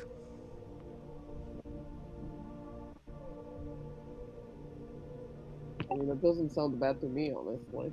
Yes, if you guys go out there and you die, then I just have no boats. But with 100 gold, I can go back and buy a new boat. This is fair trade. How about 50 gold, and we put in a good word with the queen for you that you helped us slay this beast? I don't need good word from Queen. I go fish and I bring it to Queen. 100 gold. We're talking about the new queen, or have you heard? There is no Queen? Yes. Utul is the new queen. Ah, I like her. I heard she is entertainable. Oh, that is very interesting. I did not speak to Old Queen either, so my livelihood does not really depend on who is the ruler. Either way, I get fish and I bring it to whoever is living in Gudjan Gedag.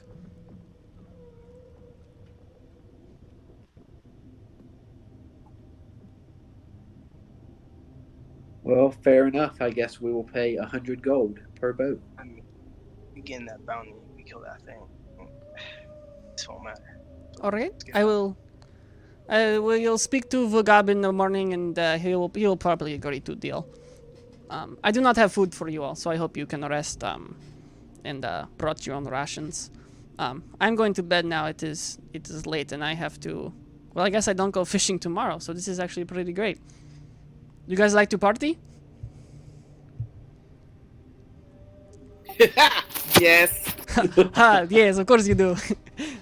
I have a few drinks around here, and he kind of goes around back, he exits the shack and like kind of comes back inside. And he's got 2 bottles of some sort of liquid inside. He says, "I keep these outside because it stays cold."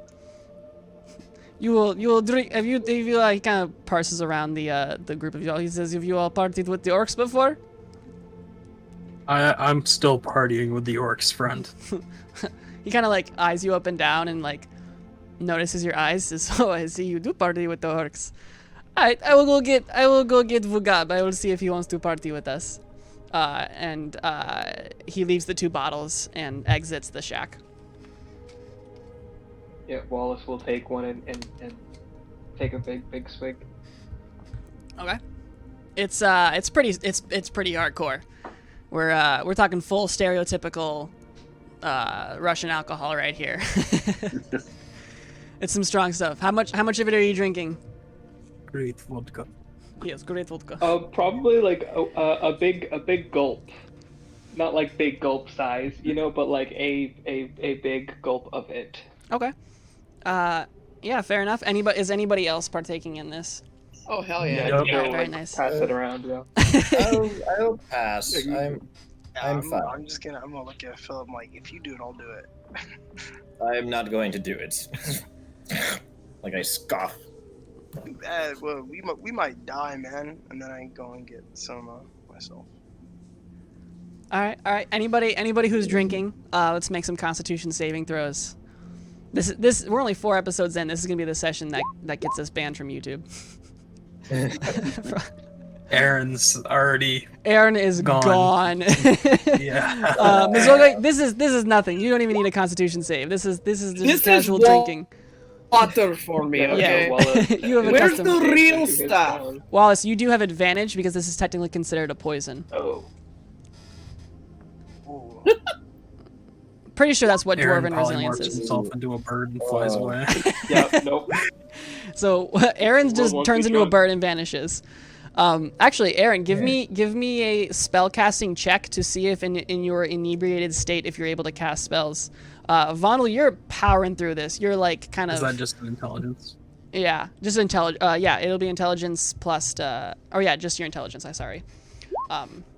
9. You try to like fumble with it, and only your arms turn into wings. So you have a flying speed, but you're still part gnome. He's just gonna start flapping around the room and not outside. As you do this, the other orc comes back, and both of their eyes are absolutely complete, as far back as an eyelid can go. They like look over at Mazoga and like, whoa, is this what the foreigners do when they party? This is kind of intense, I will admit. I mean, right? And Aaron's just flying around the room. He's like kind of almost knocking things over, and the two gentlemen are like, hey, please, come on, man, you just got to be cool, man. Please, just relax. We are already cut. It's been 5 minutes, and you already have bird. What is this circumstance? He is Flint drinking? Flint is not, no. This is That was probably an accident. no worries. He looks over at the humans. He says, "Or do you not partake in party drinks? I will not hold offense if you don't. I'm just curious."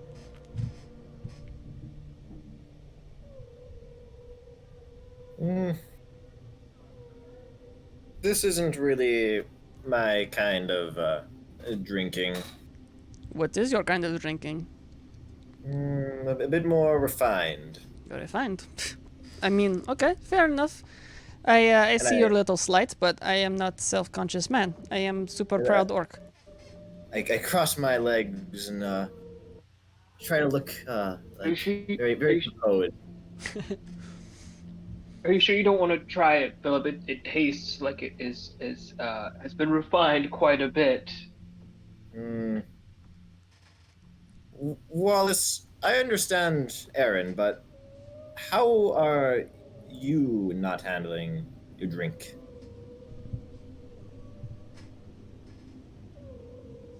You of all people. Of all people. Well, you see, I believe I mentioned that when I get into my cups, I begin to hear a song that is very near and dear to me. And I have missed its echoes. I feel like it's been so long since I heard its tones that I was this drunk before I knew it.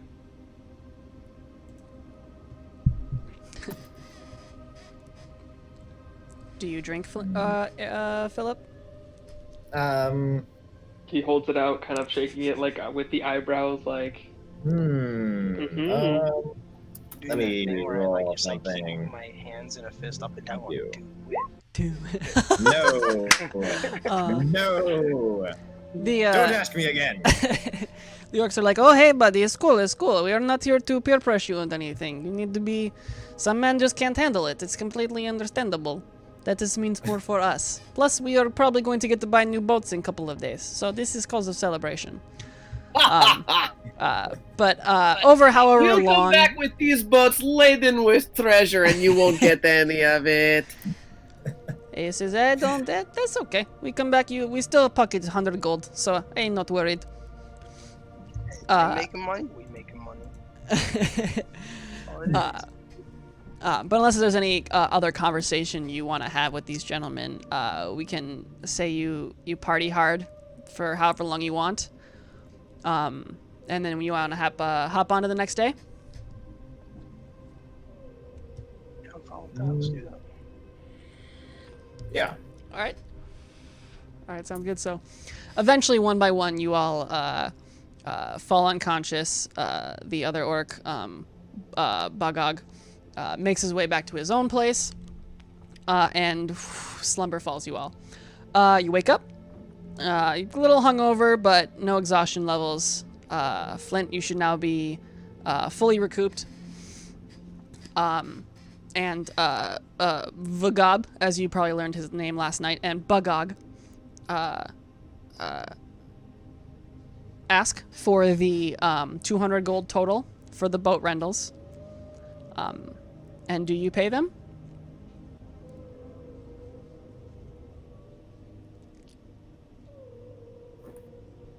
Just 200 gold total. Yeah.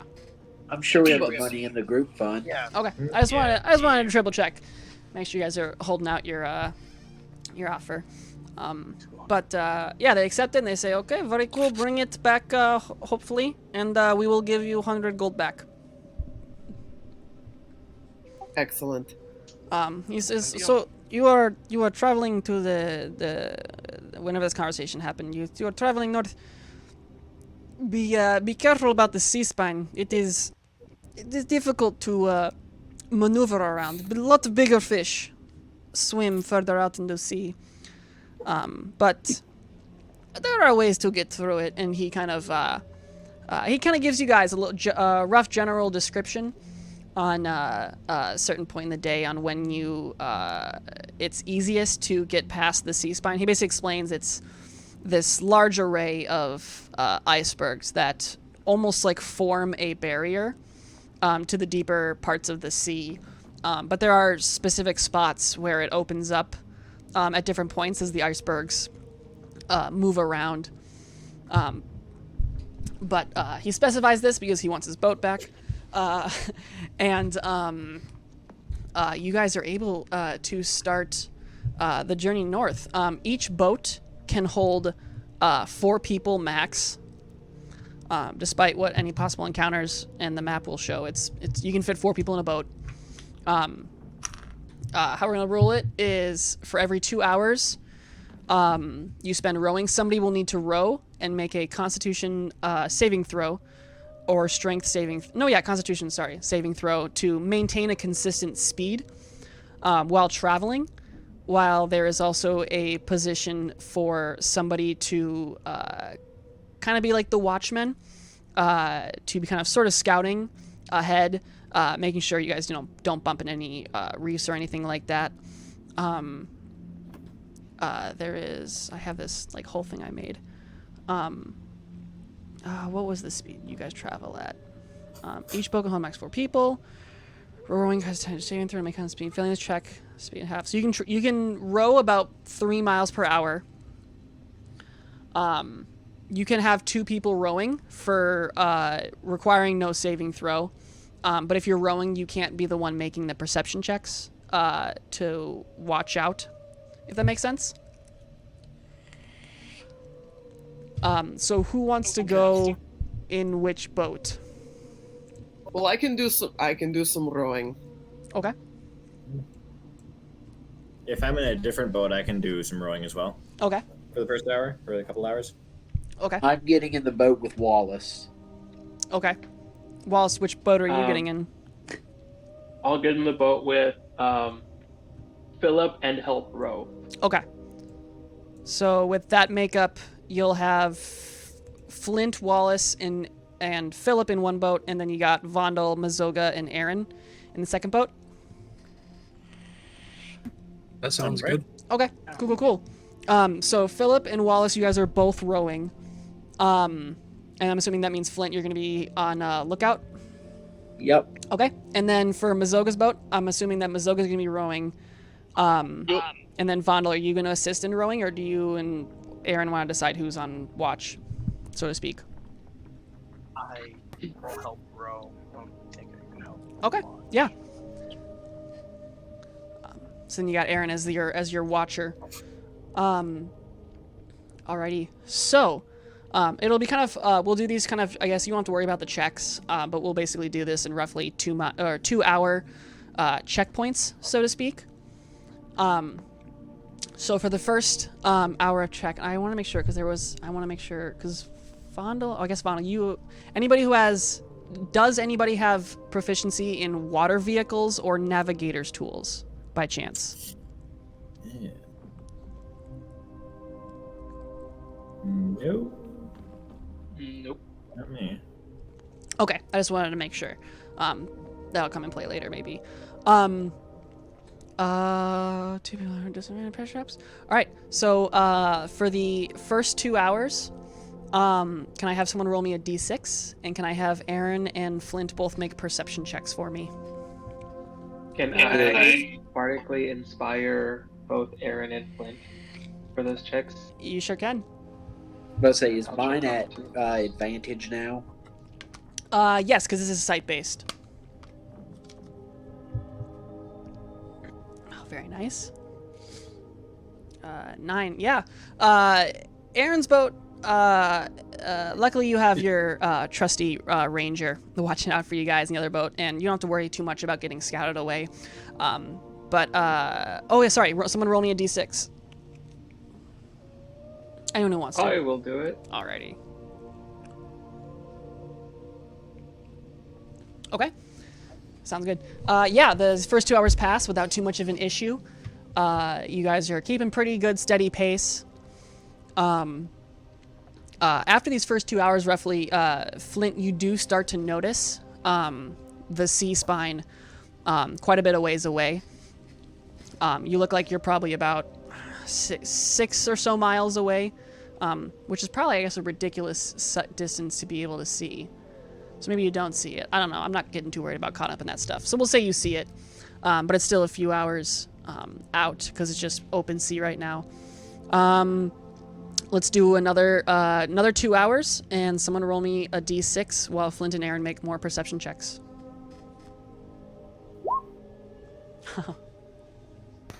Oof. Oh. Consistent. Very nice. And then who's rolling the d6? Okay, sure.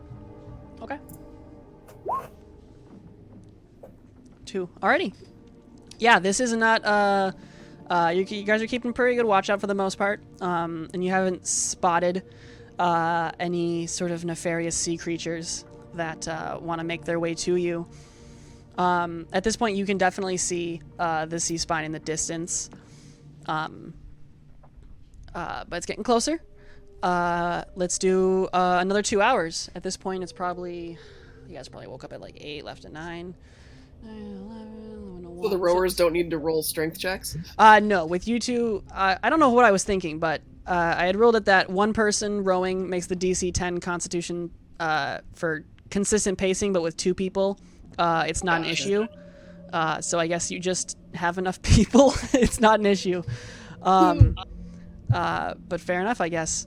All right, so we got. I'd say you guys will probably reach this sea spine on within the next kind of time frame. Let's do one more perception check from Aaron and Flint, and then one more person to roll that d6.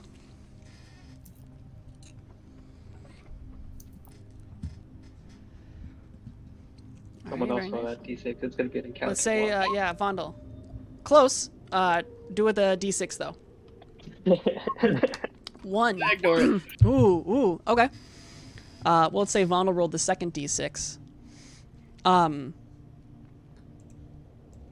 Okay. Yeah.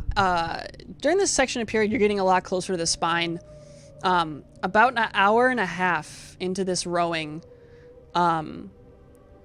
Flint, you notice what seems to be like something swimming underneath the water. You notice it in several different places.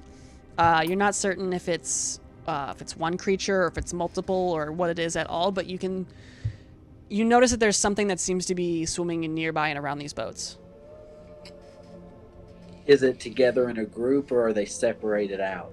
It seems sparse and kind of chaotic. It's not something swimming like a school of fish. I will point it out to the rest of the group.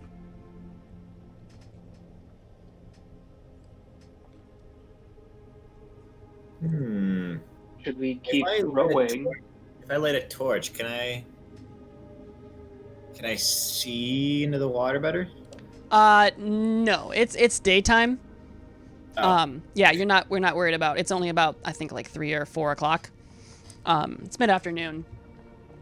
You're not too stuck on it.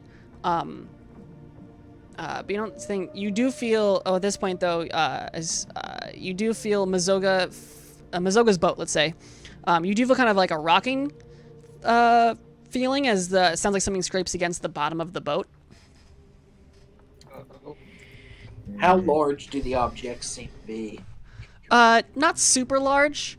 In retrospect, there's it's the sea, so it can be any size. But it's Well, compared to the boat. yeah, compared to the boat, compared to I would us. say, for context, let's say it's a medium-sized creature. Okay. Are we able to see kind of roughly how far away we are from? I guess maybe not a shoreline, but like the like reaching this.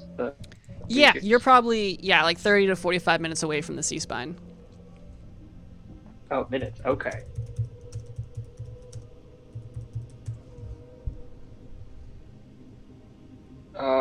What do you think, Flint? Do these creatures seem to mean us harm? What do your instincts tell you? I Could we don't prep know. for a fight? This is my first time I've ever been out on open water like this. I'm not sure, but I do draw my bow. Hmm. Yeah, I do as well.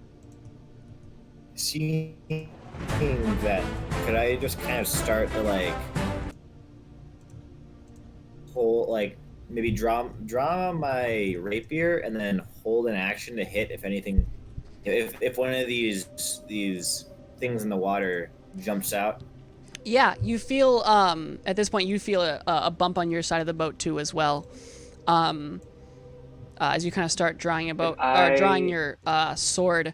And Flint, with your passive perception, you do notice a creature that peeks its head out of the water. It has a similar white-scaled type of face as the dragon that attacked earlier, but it's substantially smaller, and you don't notice any wings before it kind of dives up again, and you can again hear it bump up against the water or against the boat. Did it look like it had scales like the dragon? Yeah. It had a Water similar type dragon. face, but it didn't look exactly the same. It just looks similar. The creature, it looked up out of the water at us. I don't think they mean to be friendly. We should be on our guard. Hmm. Yeah. I agree. Anything could happen. The next time one of them pops up and I have a shot, I'm gonna take it. Okay. Well, Yeah. Are you Wallace sure? will hold the help action to help Philip land a hit Okay. if something comes up. Like pointing it out. Okay. Yeah, I think this would be a fair point to roll for initiative then. Let me hop you guys over. And I can pop in some cool pirate theme music. Dun, dun, dun, dun. Oh, copyright. Oh yeah, dude, come on, we're gonna get sued. Okay, let's roll some initiative.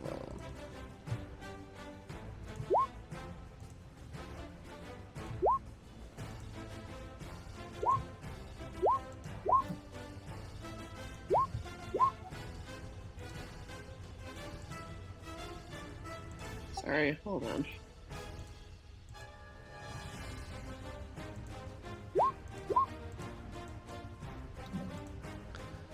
Oh, I had a.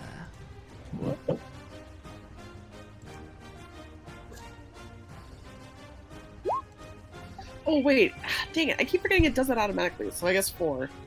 You rolled 2 1s? I rolled a 2 and a 1. Oh, I see. Oh, damn. Well, you're busy, Rowan. It makes sense, I guess.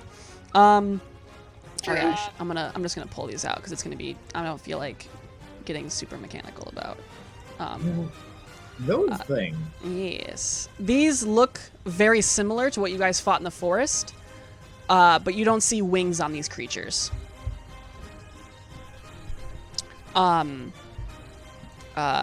As As you see one of them pop out of the water, Vondel, you are the first to react. Vondel, what are you doing?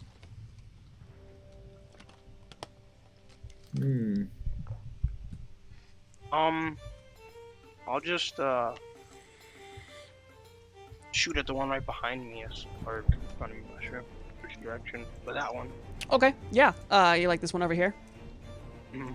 All right, yeah, definitely making a. You see a little bit of its head kind of sticking out. 21's gonna hit. Are you steady aiming? Oh yeah. All right, so roll again. All right, 22 will hit, and I'll give you sneak attack. And that'll be 23 on that little bugger. Yeah, your bolt fires just barely in time as it attempts to duck under the water, but you see it pierce the back of its skull. Although skull doesn't make a good idea because it's not dead yet. But you can see you hurt it pretty badly, and it looks wounded. Anything else from Vondel? Love y'all. Alrighty. Flint, what are you doing?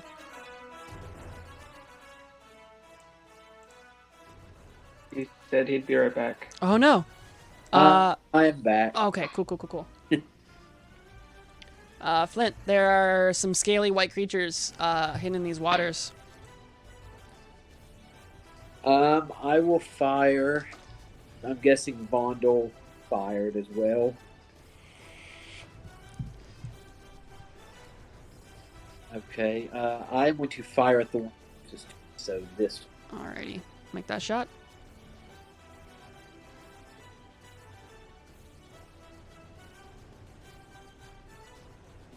Uh, 22 is gonna hit for 9 piercing.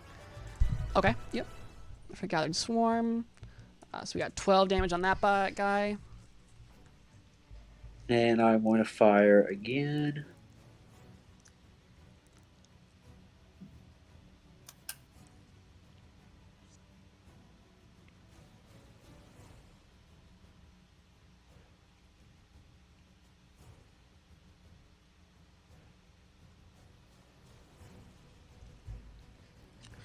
Okay, sorry. 18 will hit, yep. For another 9. Alrighty.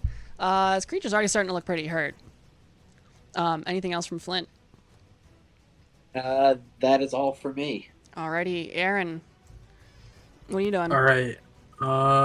Aaron's going to toll the dead on the one that Vondel just hit. Alright, wisdom save?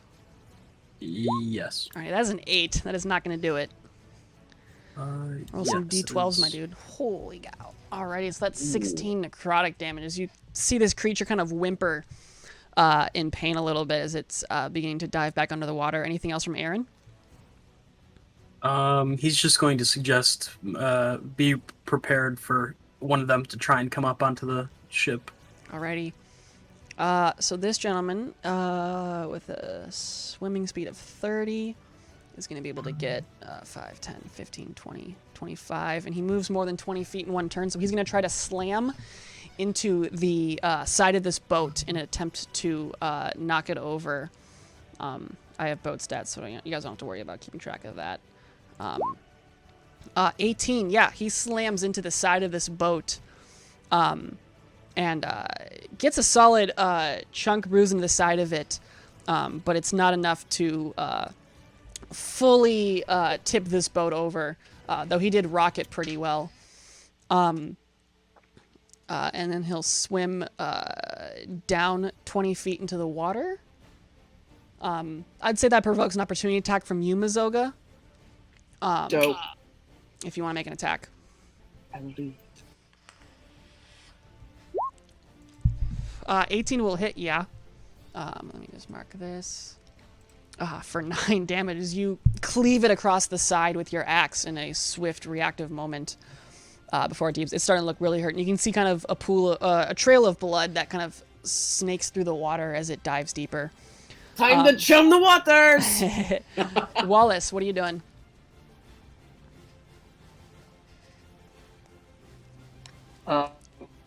Taking Flint's lead will kind of pull out his new crossbow, kind of figure out how to unlock the safety, and hope he's pointed in the right direction and fire at this one that Flint had. All right, make a crossbow shot.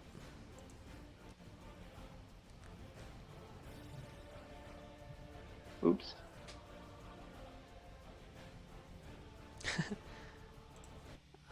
Probably 20. 17 does hit. For looks like it did Nice. 7 damage. That's interesting. It rolled through D&D Beyond. Yes. But 7 damage. Very nice. Anything else from Wallace? No, that'll be it. Alrighty then. Just reload the crossbow. Yeah. Yeah, very Alright. nice. All right, Philip. Do I still get the? Did I get a bardic inspiration? I think a while ago, but it was I don't. Is When it worn did off? you didn't? It would have worn off by now. I feel like. When did you inspire him, Wallace? Yeah, I did. I did it at the beginning to Oh. like help with the first, when we first got on the boats. Okay, so it would be gone by now. I would rule because Okay. you knew that he wouldn't need to make any checks. You don't have to use that inspiration. That was probably just a little bit of wording error on my end. Yeah, okay, So you didn't alright. waste any inspiration, Wallace, but you don't have any inspiration, Philip. Okay, I'm gonna use Okay. my. Oh, in that case, Oh yeah, can I use one of the inspirations? absolutely. Yes, and then yes, I will inspire you, Philip. Alrighty. All right, I'm gonna run up. I'm gonna use my bonus action to swap to my fancy new longbow, and kind of knowing how to shoot it more just from watching Flint.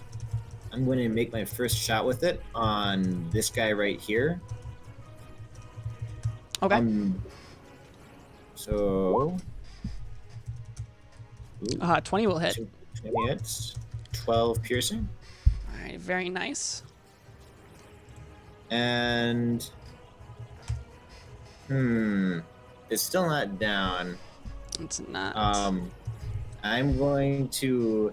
Can I use my menacing attack on my next shot? Yeah. Yes. Do you need to specify before you attack? I don't think you need to specify before you attack, though. Do you? Oh yeah, when you hit a creature. Yeah. So when I you hit guess a creature. Okay. Is a 14 hit? Oh wait, can I use the inspiration? Can I get 14 actually. You can decide if you want to use your inspiration. or the D4 from the bardic? It's a Inspiration? D8. D8, could and I- if you used it, it can do some extra damage too. Could I use that? The D8? Are you using it Okay. to increase damage or the increase your to hit? Might to hit. Yeah. Well, hold on. Let me check something about Bardic Inspiration. Wallace, you can tell me. For the Bardic Inspiration, do you have to? Can you roll it after you know the result? Is it? Well, You can use it. The wording is like you can use it when you after you make the roll, but before you know the result. Okay, so yeah. So before you know the Is result. the wording on it? yeah. okay. I don't know the result, but Yeah. 14 is a bit close. So All right. So 14 plus 5, so 19. 19 definitely hits. All right. But I do And think there is an then added I'm- bonus for when you use it for an attack roll that Wallace will tell us about. Yes. Target in each creature, I guess if it's the only one, must succeed on a con saving throw of DC 14. Okay. Otherwise, it will take the 5 from the D8 as thunder damage. Okay. I'll roll that wow. con save while Alright. Philip rolls damage. 8 piercing. 14, I think, is your DC. What's your DC? It was 14. 14. Okay, so he makes it. He does not. Alright. He's not too shocked, And- which could be bad, but For my menacing attack, he also has to make a wisdom saving throw. okay. 19. Ooh, Real good there. that is a wise beast. I hate He's this a new. very shows. wise, fearless creature. Does menacing attack do extra damage though? No, it does not. Okay. Anything else from Philip then? I believe that is it. Alrighty. This creature, is he 20 feet away? He is. This creature's gonna try to slam this boat. Makes it forward and makes his attack. 14 actually will not do it. He does bash into the side of it, but it's not enough to cause the boat to topple over. But it is going to use 20 feet. It's going to swim another of its 10 feet and try to reach out with its range to try to bite at you, Mizoga. Good luck. 25. Oh, that's a crit. So it's 10 plus 8. So that's actually 18 It rolled correctly. 18 damage from this bite. As it doesn't get you surprised necessarily, but it's surprising that it was able to get you. You're just because you were like, these guys. But that is 18 points of piercing damage as this creature kind of reaches over the side of the boat and takes a bite out of your arm. This one is, I don't think he's far enough. No, he's not, but he's going to try to swim up to this boat here on this side, and it's going to try to bite and bite you, Philip, for a 12, which I don't think he'll do it. Nope. He's going to scratch at you with his claw, which is 16, is also not going to do it. Oh. And then it's going to, I don't know, it's going to stay where it is, I guess. Actually, I'm gonna use my riposte. Okay. Oh wait, if I'm holding my bow, I wouldn't be able to do that, would I? You can With my do sword? it, your just attack will be at disadvantage. Oh, actually, then I'll hold it. Never mind. Okay. And then the final guy is going to, oh, he's got 20 feet though. 25, yeah, that's more than enough. He's going to try to slam into this side of the boat. 20. Ooh, it's so close. It does bash a little bit of the side of the boat, and you can see some damage, but it's not enough to take it out. Although it is going to use, try to claw at you, Wallace. 21 for, it's actually 4 slashing damage, but it kind of gets you just a little bit. And then it's going to retreat 10 feet under the water. Or no, 5 feet under the water. It'll proc an opportunity attack if you want to try, Wallace. It'll be a disadvantage because you're crossbow, but still. Yes, but I have Warcaster. You Can do. I cast Vicious Mockery as the opportunity attack? You sure can. Roll a... I'm going to roll a wisdom save for you, right? Yes, DC 15. Ooh, 16. It is, it's too, it already gets underwater before your words are able to reach its ears. But at the bottom here, we have Mazoga. Mazoga, what are you doing? Oh, she's not happy. I'm going to take 1 second to carefully stow the ore, and then I'm going to rage. Alrighty. Eyes glow, axe materializes in her hand, and savage fucking attacks on that goddamn fucking... Let's do it. Does that mean, and by savage do you mean reckless, or is that just savage? Yes. Oh, let's do it.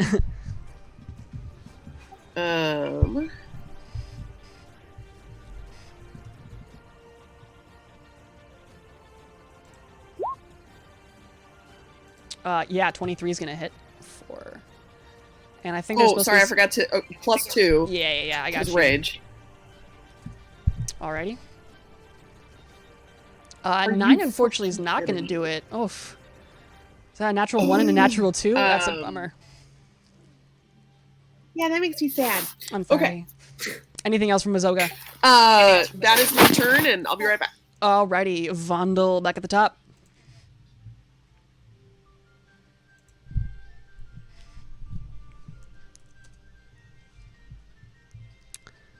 Vondel, what are you doing? Vondel, are you there? Uh-oh. Alrighty. We're Oh, gonna... he did say. Oh wait. Oh, Oh, did no, he? wait, I didn't see it. That's fine. Alright, let me pop his character sheet open real quick. I'm assuming he's gonna take a shot at one of these things. Yeah, it's the only you can see. Alright, he's gonna crossbow this guy. He'll still steady aim 'cause he's not going anywhere. 21 is gonna hit for 29. Very good job, Vondel. Takes a solid chunk. As you see, it kind of stabs through its hand. And it retches in pain a little bit. Oh, sorry, Vondel. You are there. I apologize. Yeah, you did what I wanted you to do. Thank Okay, you. Yeah, I figured. that's fine. I'm glad. I think Okay. I acted up. You did some sick damage, my dude. That was that's actually really good. It's a really good sneak attack roll. Is Vondel, besides making a shot, that was your bonus action, your action, I guess. Was there anything else you wanted to do? I did steady aim, so I can't really move, so I'll just stay where I'm at. Okay. No. Oh yeah, I guess. Sorry. Okay. Cool. Flint. First to the center of the boat. And after hearing Mazoga cry out for getting bit, I'm going to turn my attention to these two on the other boat. Okay. And I'm going to charge my bow with light. With what? Lightning. Oh, lightning. Okay, yeah. Sorry. Yes. The one on the left here is submerged in water, so you can't exactly see it, but this one is still viable on the west. Or northern, I guess. So, do I have a chance at all at attacking that one? Yeah, the one on the top you can hit. The one on the bottom you could, but it's going to be at disadvantage, and I'm going to give him 3/4 cover because of the boat in between you guys. Now, with my sharpshooter feat, though... You do ignore cover, that's right. It's still disadvantage. Okay. Just because it's underwater, So, and there's mechanics with that. That's too confusing to go into. That's fine. I'm going to attack the top one first. Fire away with lightning shots. Fucking so Yes. cool. 20 will hit for sure. For 10 lightning damage. And I will do the Gathered Swarm on it. And that actually does it. As you notice, it's kind of weird because you fire that lightning shot, and then you hear the creature kind of shriek out in pain afterwards. And suddenly there's a little opossum on the other boat that runs across and jumps back onto your boat. Nice. Yeah. Second shot. I'm going to use my Horde Breaker first to attack that one. Oh, shit. Yeah, you are. So this one, the one on the left actually is technically, because it's 20 feet, it's actually 20 feet away. Oh, okay. So it doesn't qualify Okay, for I'm Horde sorry. Breaker. Then if that's the case, I'm going to turn back my attention and I'm going to attack the one that is engaging Philip. Alrighty. 16 will definitely do it. And with that one, you actually take out the second of these two creatures as well. And you see it kind of sink to the bottom, kind of still like twitching, as you can see these faintly as it falls away, these bolts of electricity that are still surging through the creature as it sinks into the ocean. And that is it. Alrighty, Aaron. Alright. This one isn't, like, if I were to walk over to it and shock and grasp it, I could do that, right? Shocking Grasp is the one that's, like, actually a ranged one, isn't it? I don't believe it is ranged. It's not. I thought there's, like, one of those spells that's, like, super weird with its name. So the range on Shocking Grasp is the 5 feet? I believe so, yeah. Okay, so this one is 20 feet below. I should be able to allow you guys to see this. Oh, Let me okay. try something. I thought you meant it was 20 feet across from it. Alright. Oh, no, you're good. Can you see the... I guess you probably can't click on it. No, it's not going to help you guys. Okay, never mind. But if you have any ranged attacks, Yeah. you can make them with disadvantage. So could I toll the dead then? Or toll the That you can definitely do, yeah. Alright. I'd say you can get to the edge and be able to see it. Alright. Wisdom save. Roll it. Oh my gosh, it's rolling in D&D Beyond. That's actually an 11, which is a failure. Your DC 17, god damn. Yeah, 20 necrotic damage as you see this creature kind of like convulse in the water, and then it just stops swimming and begins to sink. Alright. Looks like we're done. He just sits back down. All right, yeah, and this final one will disengage and swims away. Not looking to kill itself right now. But yeah, the final one seems to, like I said, swings away, and we can fall out of initiative. Let me get back to my notes. Without too much of an issue, you guys are able to continue on sailing to this to the sea spine. You don't necessarily see the openings that you were told about right now. So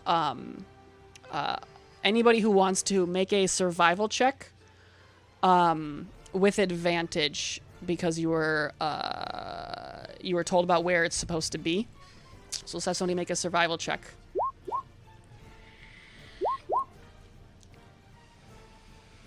Nice. Okay, nice. Yeah, yeah. The DC on this was actually 20, and so luckily a 1 in like 6 shot of you guys rolling above 20 is pretty fair.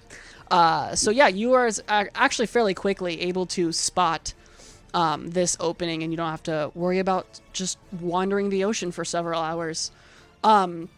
You find this kind of opening, and it takes about a good another hour though, just to you have to sail a little bit to the west and around before you're able to careen again and make your way between these two icebergs.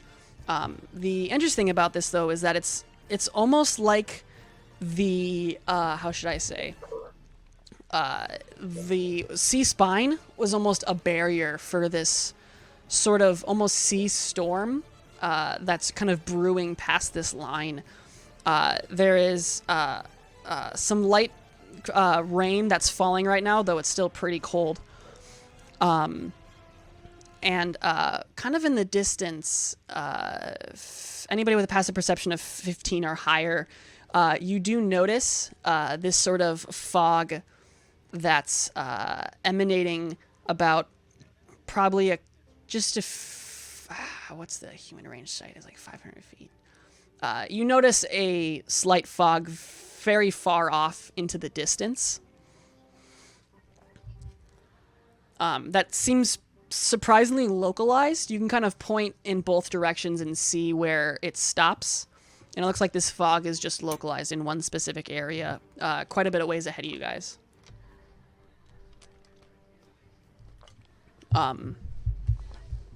I would say this is why I hate travel, man. How would I rule this? I would say are Flint and Aaron still helming the I guess the watch of the boats? Yes, I am. All right. So I will let you guys kind of decide. Oh, I guess no, you should let the whole group decide.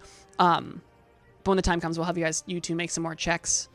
So you don't necessarily see any specific notation of like a dragon or anything around. But you are past this sea spine. How do you want to continue? Where we see like the mist or the fog cloud, Mm-hmm. can we tell if that's over water or over land? You cannot, you don't see any land specifically. Actually, I would say make a perception check.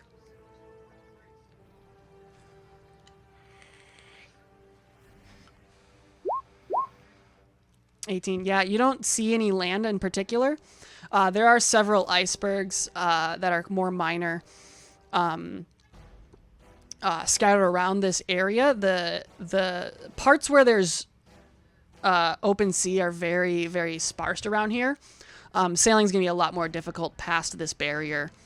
But you don't see any land specifically around that fog area. But it is a kind of weird thing because you can see that it's centralized. Is it like a stagnant fog, or is it moving or swirling around any? Yeah, it's pretty stagnant. It doesn't. You can see where it billows with wind, but it doesn't. It's not like you see the fog itself moving.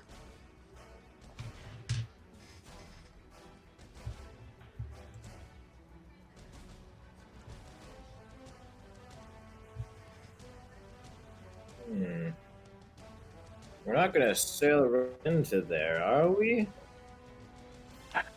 That's just fog. As much as I don't want to, we might have to. I don't know if there's land in there or not, though. You don't see anywhere else to dock our boats. I don't see anywhere next to a dragon. I agree with our ranger. A creature of such that attacked us, of course it would have enough power to cause a small ice storm around its lair. I suppose I must defer to the ranger, but I must say I don't like this. I don't either. Before we proceed any further, Aaron, could you send another message to Nuala? I do not have the sending spell, friend. Oh, okay. I'm sorry. Wallace Was that has it. Wallace then? Okay. Sorry, I saw this pretty little iridescent fish. You said something? Yes. Could you send a message to Nuala? Of course. What would you like me to say? Just tell her that we are pursuing the dragon past the sea spine, and if she does not hear from us in the coming days, then she need not worry. We have moved on.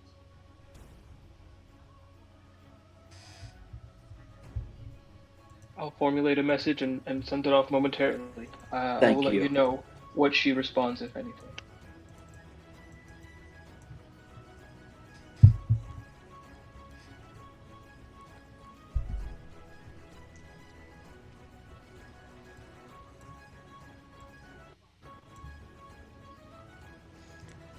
All right. So while he gets that prepped, what is the plan? Apparently, we're going to just sail right into this fog. Okay.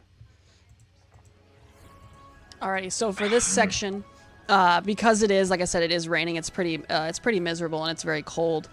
I will say with this, I'll need the 2 rowers in each boat to make Constitution saving throws to be able to kind of power through in this horrible environment, and then also have Aaron and Flint make survival checks to keep a good kind of pacing and making sure you're on got solid ground.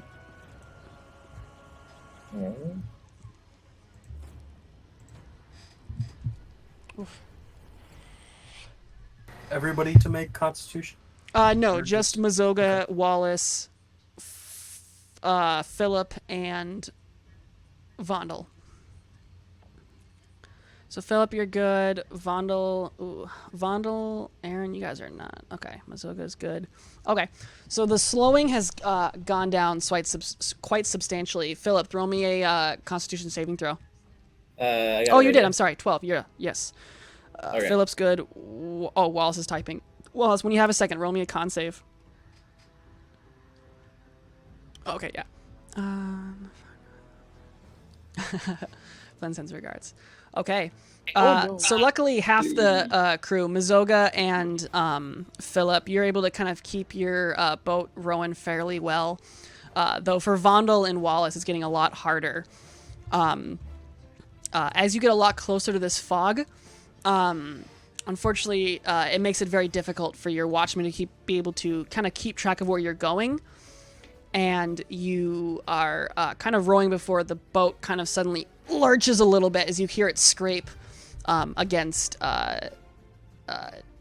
something underneath the kind of the water. Okay.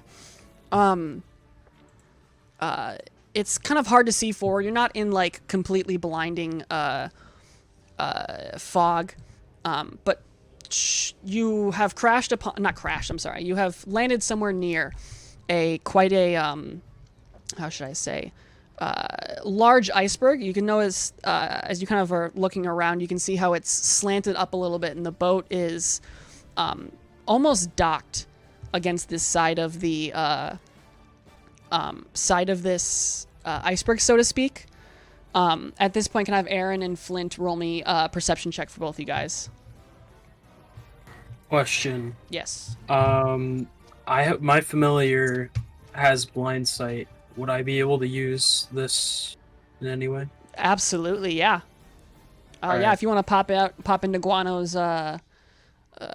vision, sure can. Yeah. Let me just pull up the stats. Do for I him still for get myself. advantage? Yes, this is still the fog. Yeah, I'm just make the DC's respective for that.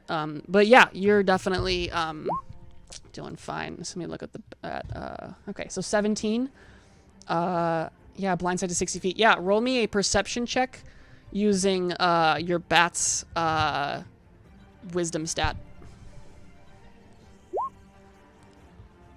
So that would be Plus 1. Okay, yeah, 19. 1, yeah. Yeah, very nice. Yeah, you send Guano out up into the air a little bit to scout around. You actually notice quite a few feet away this sort of... It looks like a substantially larger boat. You're not sure if it's like a fishing vessel or if it's a trade ship. But you notice this ship that's about half sunken into the water with the other half kind of poking out, and it looks like it's been run aground on this large iceberg. He's going to be relaying this to the group and saying we should probably head towards that. Okay. What do you plan to do with the boats?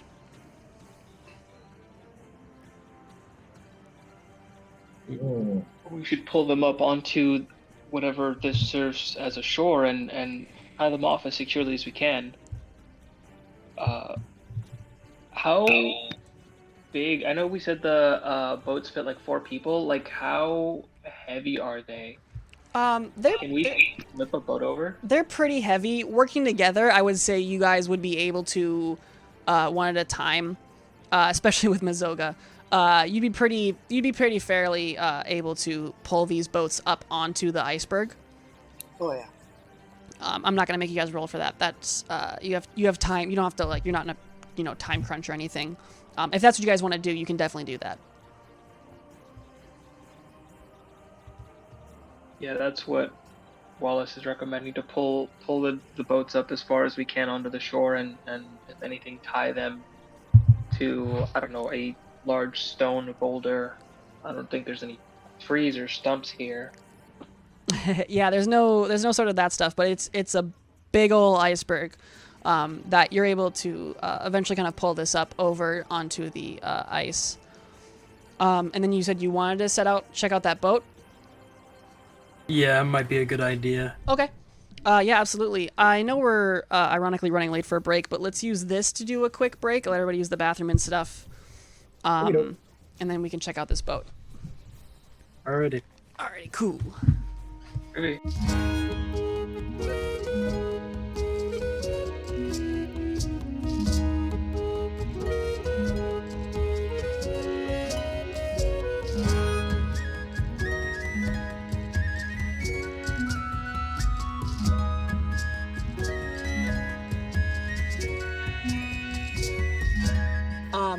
But okay, so you guys are starting to make a trek towards this boat. In the ice that you're looking at. I believe so. Okay. How do you guys plan to do that? Do you guys just want to walk right up to it, or are you gonna try to scout it somehow? What's the plan?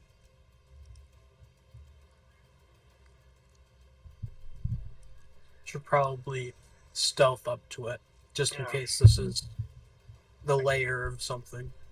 Okay. Would Vondel mind going first? Yeah. Leroy Jenkins! There it is. There's the reference I wanted. Okay. So Trying not to get Vondel, are you prepping to make the journey to this thing? Yeah, I'll help them as much as I can. I'll stealth up. Alrighty, Vondel, give me a stealth check. I will inspire. Alrighty, very nice. Hey, we have a D8 if you want to add it. I mean, Good God. 25. Alrighty, very nice. Are you gonna use your inspiration for that by chance? why not? I've never used this before. D8, you said? Yeah. D8. Gotcha. Alright, 5. And then what is the... I always forget. What's the bonus for... Does he get like 10 hit points or something? This is an ability check, right? Yeah. So he essentially gets advantage on the inspiration die, so you can roll the inspiration die again and use okay. the higher one.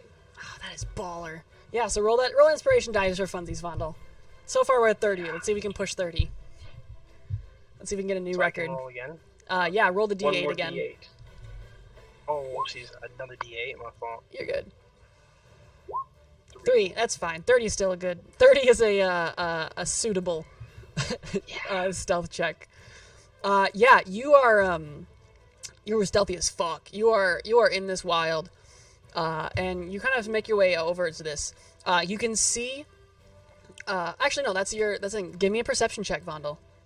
Let's see what you see. So, like I was saying, Bondle, make sure you be careful and.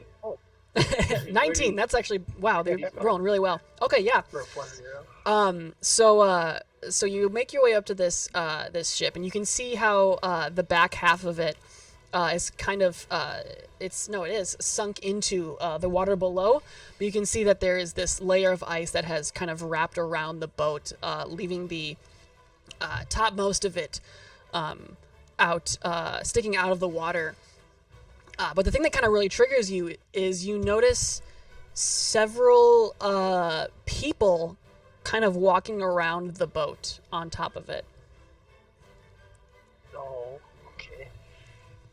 I guess I'll just go back to the party and just kind of tell them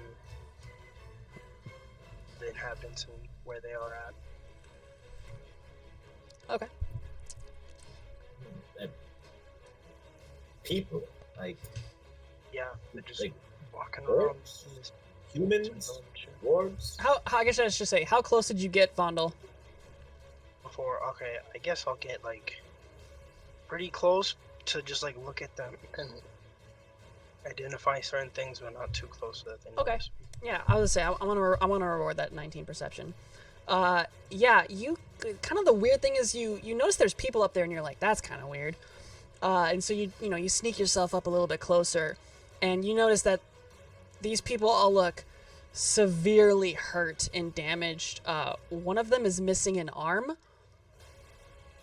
and it is you're pretty certain these are some sort of undead creatures. You can tell with how much hurt these creatures seem to have sustained. People usually don't live walking around like that. Okay. Yeah, definitely with that in mind, I go back and lay that to everybody, saying, yeah, it doesn't look like they're much alive. Real undead. Looks weird. I don't know how this was here, but I don't know how you guys want to approach this. Wait, can we still see the ship like from where we are? Yeah. Would I be able to identify if it's like an Arnorian ship? Like, would Uh, the architecture of the I would ship say- structure be different? I would say you're too far away to get that sort of details. I would say first roll me a history check just to see what you know about Arnorian sailing. Oh, I spent too As much time a- in the house. Yeah, you're not totally As a certain. Fisher Dwarf, can I make that check? Yeah, you definitely. I would say you can have it. You would just know what Arnorian sailing ships are like. It doesn't look quite like that. It's more of a. You can tell it's not an Arnorian ship. I can say actually. Okay, I relay that. I ruled that out. Hmm. And Bondle, did you say one more time? Did you say undead are on that ship? Yeah, they looked real bad. They undead. They didn't look like alive. Much of the people that were there, the inhabitants, they were missing arms, limbs. I don't think they would have been much alive. They looked real damaged. Nothing that I've seen like this. Undead was not part of the plan. Are we? Must we face them? Are they in our way? DM, what time of day is it?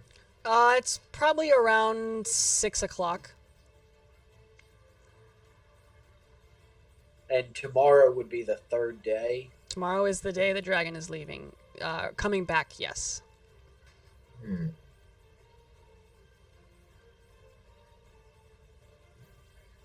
How big was the ship?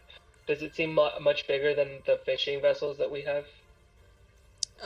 Substantially bigger. Yeah, this is like a full size ship. with like cabins on the inside and stuff. Yeah. Okay. Okay. Mine- Wallace will say, I suppose one advantage we could have is if we clear the undead out, we could have a relatively safe place to, or a defensible place to spend the night. That is exactly what I was thinking. See, my curiosity was if these undead have anything to do with the dragon, and if it's possible to get the two to fight and potentially weaken the other.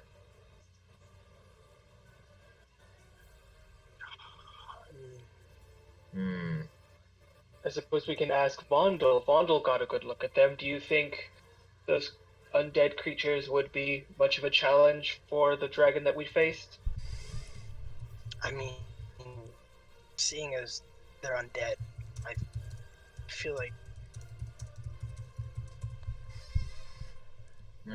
would I know? Like, I think do they have armor on them, or when I Yeah, some saw of them seem to be wearing sort of armor. You didn't see any like plate or anything, but you saw like types of like leather armor and stuff.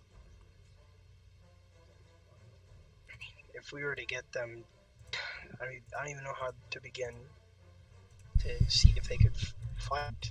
I don't know. Are we actually in the cave? Sorry?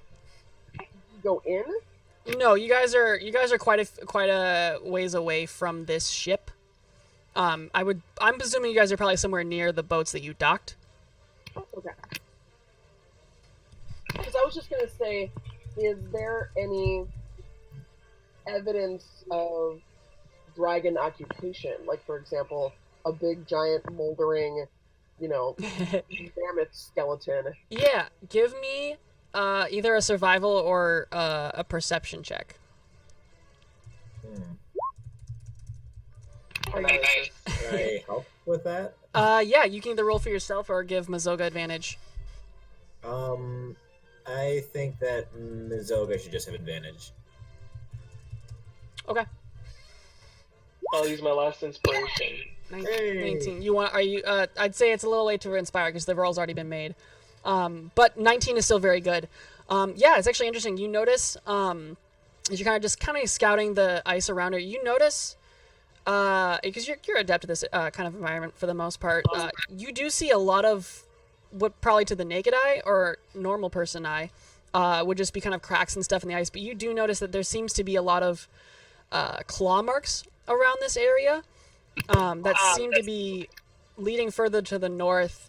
And just kind of inspecting the ship a little bit, it looks like some of the ice around this ship looks very similar to the ice that the dragons seem to exhale. So, what do you think?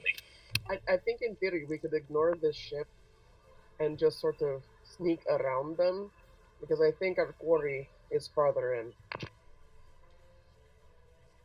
They seem to be stuck. I mean, they don't seem like they're moving away.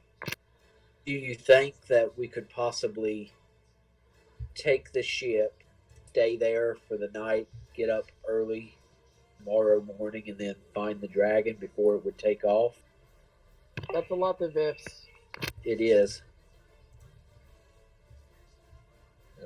I think we're better off actually determining if the fucker's even here. Friend, might I suggest or remind you that we don't need shelter. I can provide it. That is true. So the question is, do we want to try to fight the dragon today, or do we want to get another rest in? Well, what we could do is locate the dragon today and retreat it far enough away to get our rest in, and hope that we can take it on first thing in the morning before it has flown the coop, as you might say. And then, depending on how we feel, does it seem like our undead friends over there are leaving anytime soon? We can always get them on the return trip, if there's any of us left, anyway. One more argument in favor of taking the pirate or the ship first. I'm not sure if it's a pirate ship. They might have some supplies that we could use.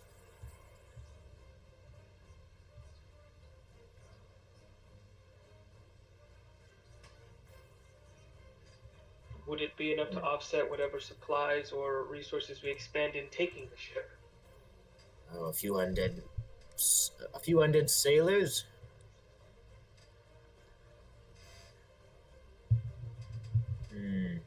Oh, I doubt it'd be that. You don't expect them to pose much challenge then, Philip. In that case, have your fun. I will be, and Wallace makes kind of a show very laboriously, just like sitting down for a minute. Just go on. I'll watch you from here. Just make sure you're back before sundown.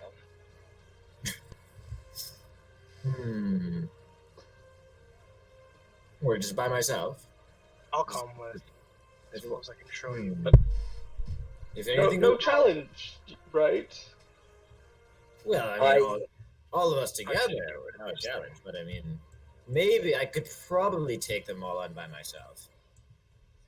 I think we should bypass the ship to find the dragon.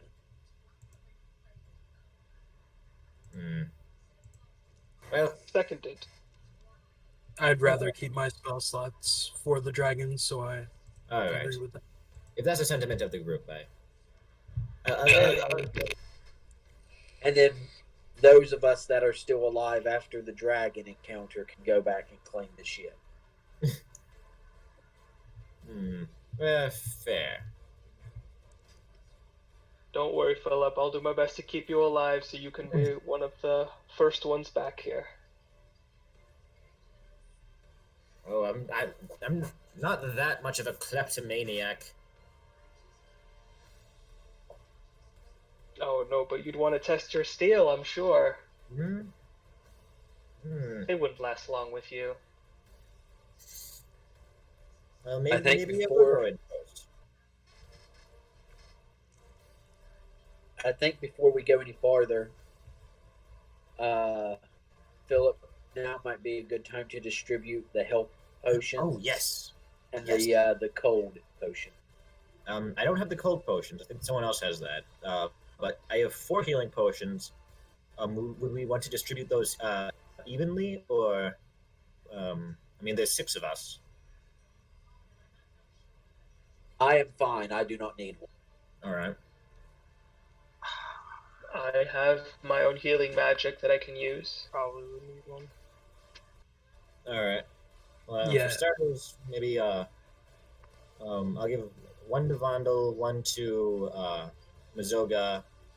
Then I still have 2, and then maybe in an emergency I could administer 1 where it's needed. It's a what potion? A potion of regular healing. So 2d4 plus 2. Yes.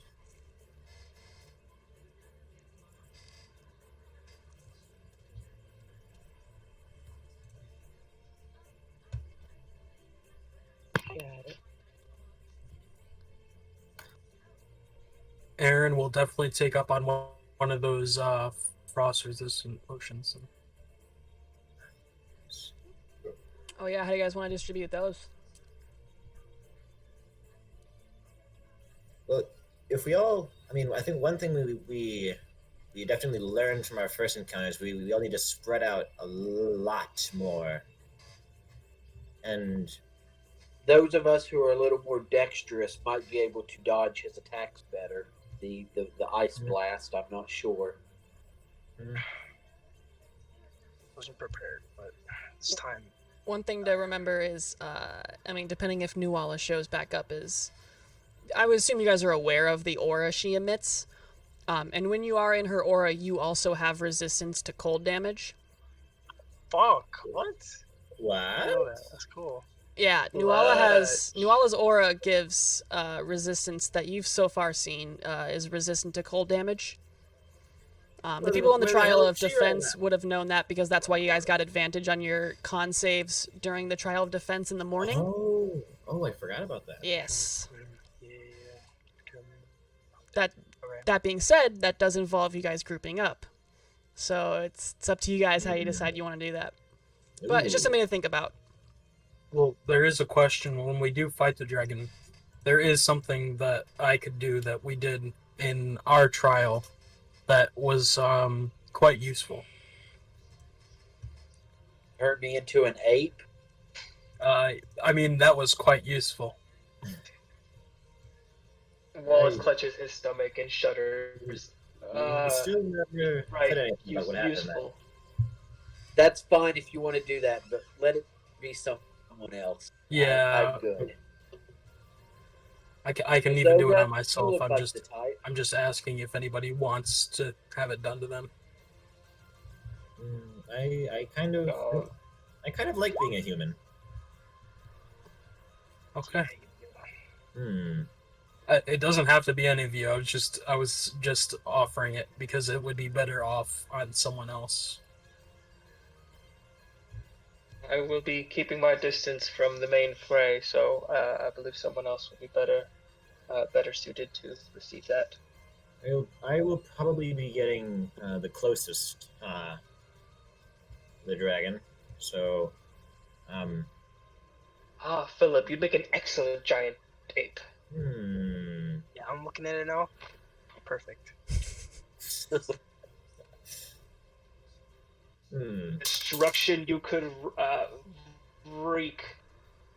Oh. You should try it.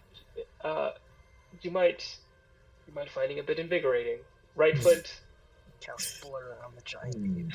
Yeah, you make it sound quite enticing. Well, we are just doing a scouting mission right here, just to kind of see what's in the dragon's lair. Right? Right. Of course. First, we have to find the dragon's lair.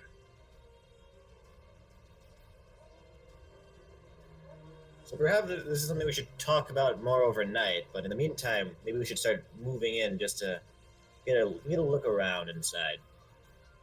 Very much so. Yeah. We can talk more strategy tonight. Agreed. Let's continue on. All right. So you guys I will take one of those potions of cold, just in case for the moment. okay. And then, so who all has these potions again, just so I know? Aaron does. Aaron has one, Philip has one. I have one, yep. Who else has them? There's 3 more, I think. Did I say 4 or 5? I don't think You I said need 4. 4? Okay. So Cold there's 2 more to resist go around. potions. I guess I'll have one, yeah. I think one. I guess we could say for Nuala. I feel like she'd be right in there. Nuala She already doesn't has have much resistance to range. cold damage Yeah. Oh, from her aura. Well, isn't she lucky? right. I know, look how that worked out. So there's 1 more to That go. wouldn't stack, right? No. No, resistances don't stack. So You you could have, take 4 potions and be 100% resistant. yeah, no, it doesn't work like that. So You just are a popsicle. does Flint or Wallace want the final potion? Wallace, you should take it. All right, that is probably a good idea. Yeah, Okay. Wallace will take it. All right, so with those dispersed, you guys are continuing on forward into this iceberg. Yes. Alrighty. Yes. Whoever's helming the way, give me a survival check. Would it have been me? Anyone Wallace wants did to. challenge my Flint But- usually leads us around, so I would assume. All it right. would be- Oh, oh man. So over the course of the next hour, as you pass by this ship, you're kind of following Flint's lead as he's a hound dog on this ice.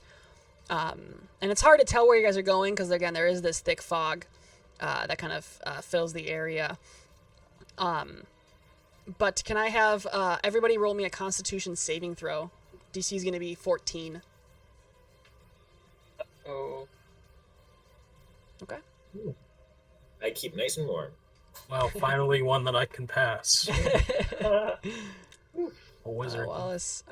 One more for Mazoga and Vondel. Well, very nice. Wow, very nice, you guys. Hold on. You're good. Here, I'll roll it while I wait. Oh my gosh. So you all succeed as this rain is kind of pouring down and it's shitty. So you all are fine. You all take 1 point of cold damage from this rain. Unfortunately, you can't round lower than 1 for those who have cold resistance, Mazoga. But you guys all take 1 point of that cold damage.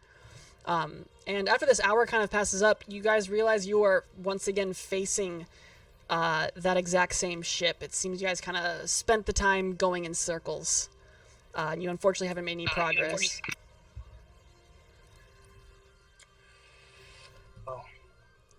It's evident that I'm getting lost myself in the fog and on the ice, so someone else could lead. You can have Flint keep making the check. It's just time is passing while it on failed attempts and as such. What if we were all to lead? I will, for my own sanity, only one of you is rolling this check. Maybe I'd look back at Wallace for a second and then be, perhaps I should take the helm for a bit. Right ahead. Spoken like a true leader, Philip. Wallace will use the help action to try to assist.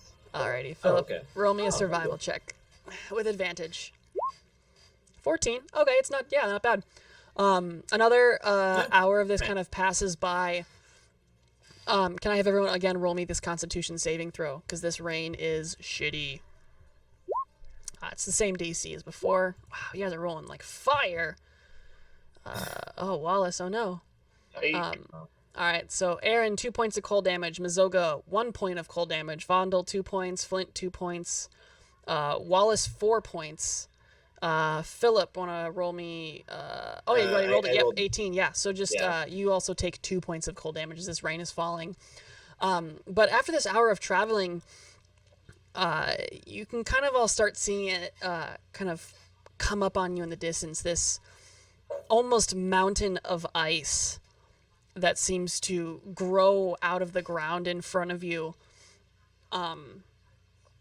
The rain here is starting to get a little bit thicker and heavier, but you have this sort of landmark in front of you of this sort of mountain of ice.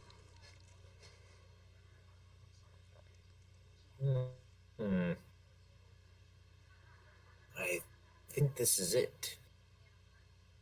That does seem like an apt place to find a dragon.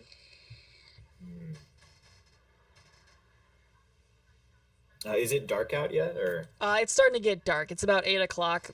It's springtime, so the sun is currently in the process of setting. So you're gonna want to start finding some place to set up shop. But how far away is the base of like this mountain?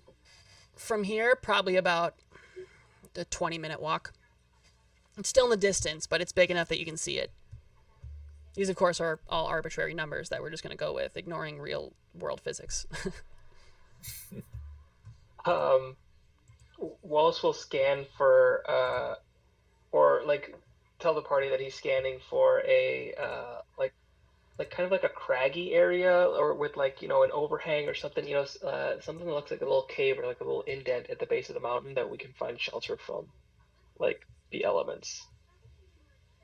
At least to like catch our breath.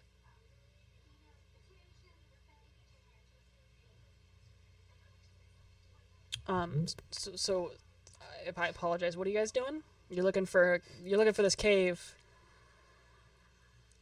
For refuge. Just someplace where we can like catch our breath for a minute and maybe discuss the next steps. Not necessarily like a resting cave, but. Well, whoever's. Sorry, go ahead, Mazoga. Is there any kind of like trail or track or bodies or stench of whatever kind of thing to follow? Yeah, I'd say anybody who wants to give me another survival, or for at this point just a plain perception check.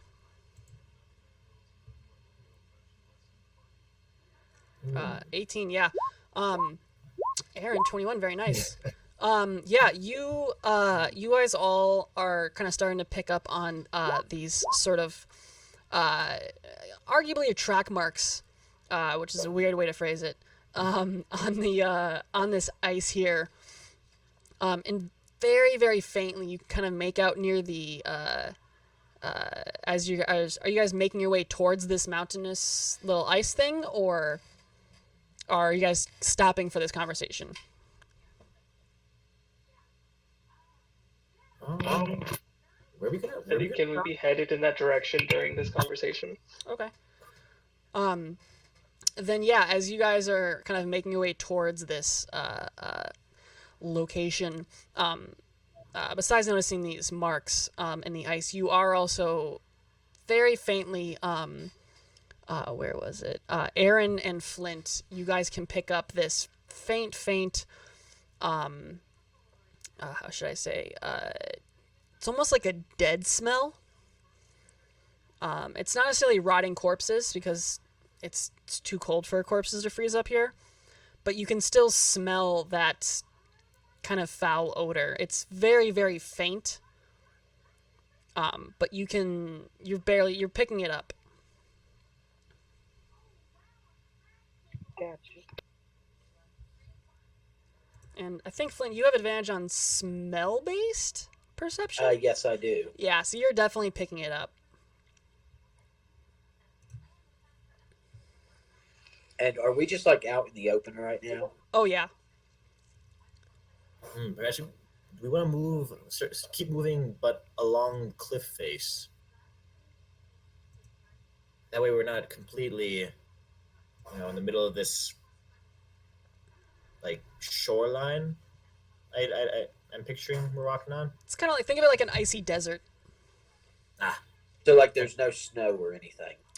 There's a little bit of snow, but it's more so kind of like the rain is falling like hail than there is snowing. There's snow on the ground, but it's not like it's snowing. It's more hailing and rain, freezing rain. If that makes sense. Yeah.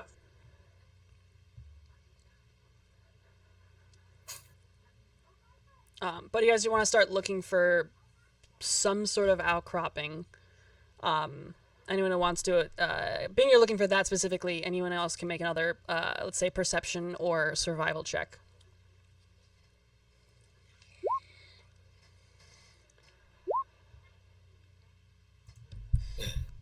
Let me check something too. Ba-ba-ba-bum. It's not your area of expertise, Philip. No. That's fine. That's fine, ma'am. Your expertise is killing monsters. Yes. And painting. Yes, this is true. Which I've seen come into play surprisingly more than you would think. I just want to check. Okay. All right, 1 second.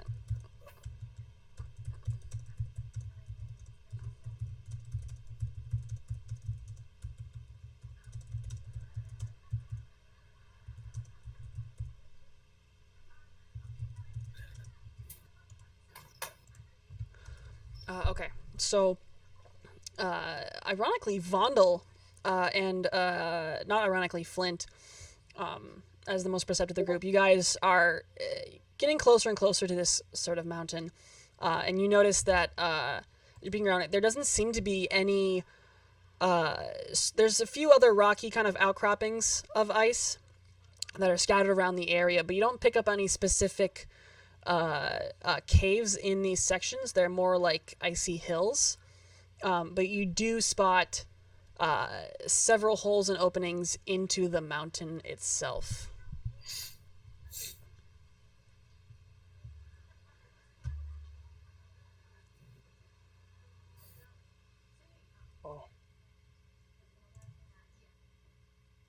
This hut that you could make, how camouflaged can it be? I can make it the same color as the walls, really any color I want, I believe, right? Yeah, as far as I know. Yeah, so it can be pretty camouflaged. I think if we just go up against the side of the cliff, create it, I think that would be good. What do you say? Sounds good to me. I'm fine with Will that. that be it for our travel today? I think so. I think we should get as soon of a rest as possible, and then if we know where the layer is, we can head straight to it as soon as possible tomorrow. I will take the last watch because that way I can be awake. So if it tries to get past, maybe I can do something about it. Okay. Yeah. So you set up the dome, just kind of on the side of this mountainous place, Aaron. Yeah. Okay. Cool. So yeah, 10 minutes pass by, and that dome pops up. You guys are able to hop inside. It's very refreshing. Kind of how warm and cozy this little dome is. And it's nice not to have to worry about the cold for a moment again. And you said what were the watches for what's the watch order I should say? I can take a watch. Okay. I can take a watch. Alice can take after. a watch as well. All right. I'm gonna write this down. I apologize. Hold up, because. All right. So who's going first? Flint can. All right. Flint got first. Who's got second? I can go after Flint. All right. Feel up. And third. Whatever the last watch is. I don't know how many you guys. Oh do. yeah, you need. There's four watches. All right, in that case, I'll go third. All right, we got Vondel, and then we got Mazoga. Okay. Yeah. So as you guys decide to bed down for the night with Flint setting watch, as everybody kind of starts beginning to get to sleep, you're all able to comfortably fall into unconsciousness while Flint, you're keeping a watch out. Flint, can you give me a perception check? And this one will be with advantage. 27. Yeah.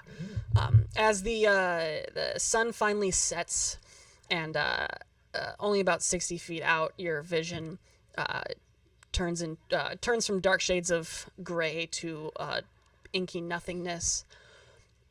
About an hour and a half into your watch, you hear this guttural and low roar coming from roughly, I'd say with a 27, you hear it's probably less than 100 feet away.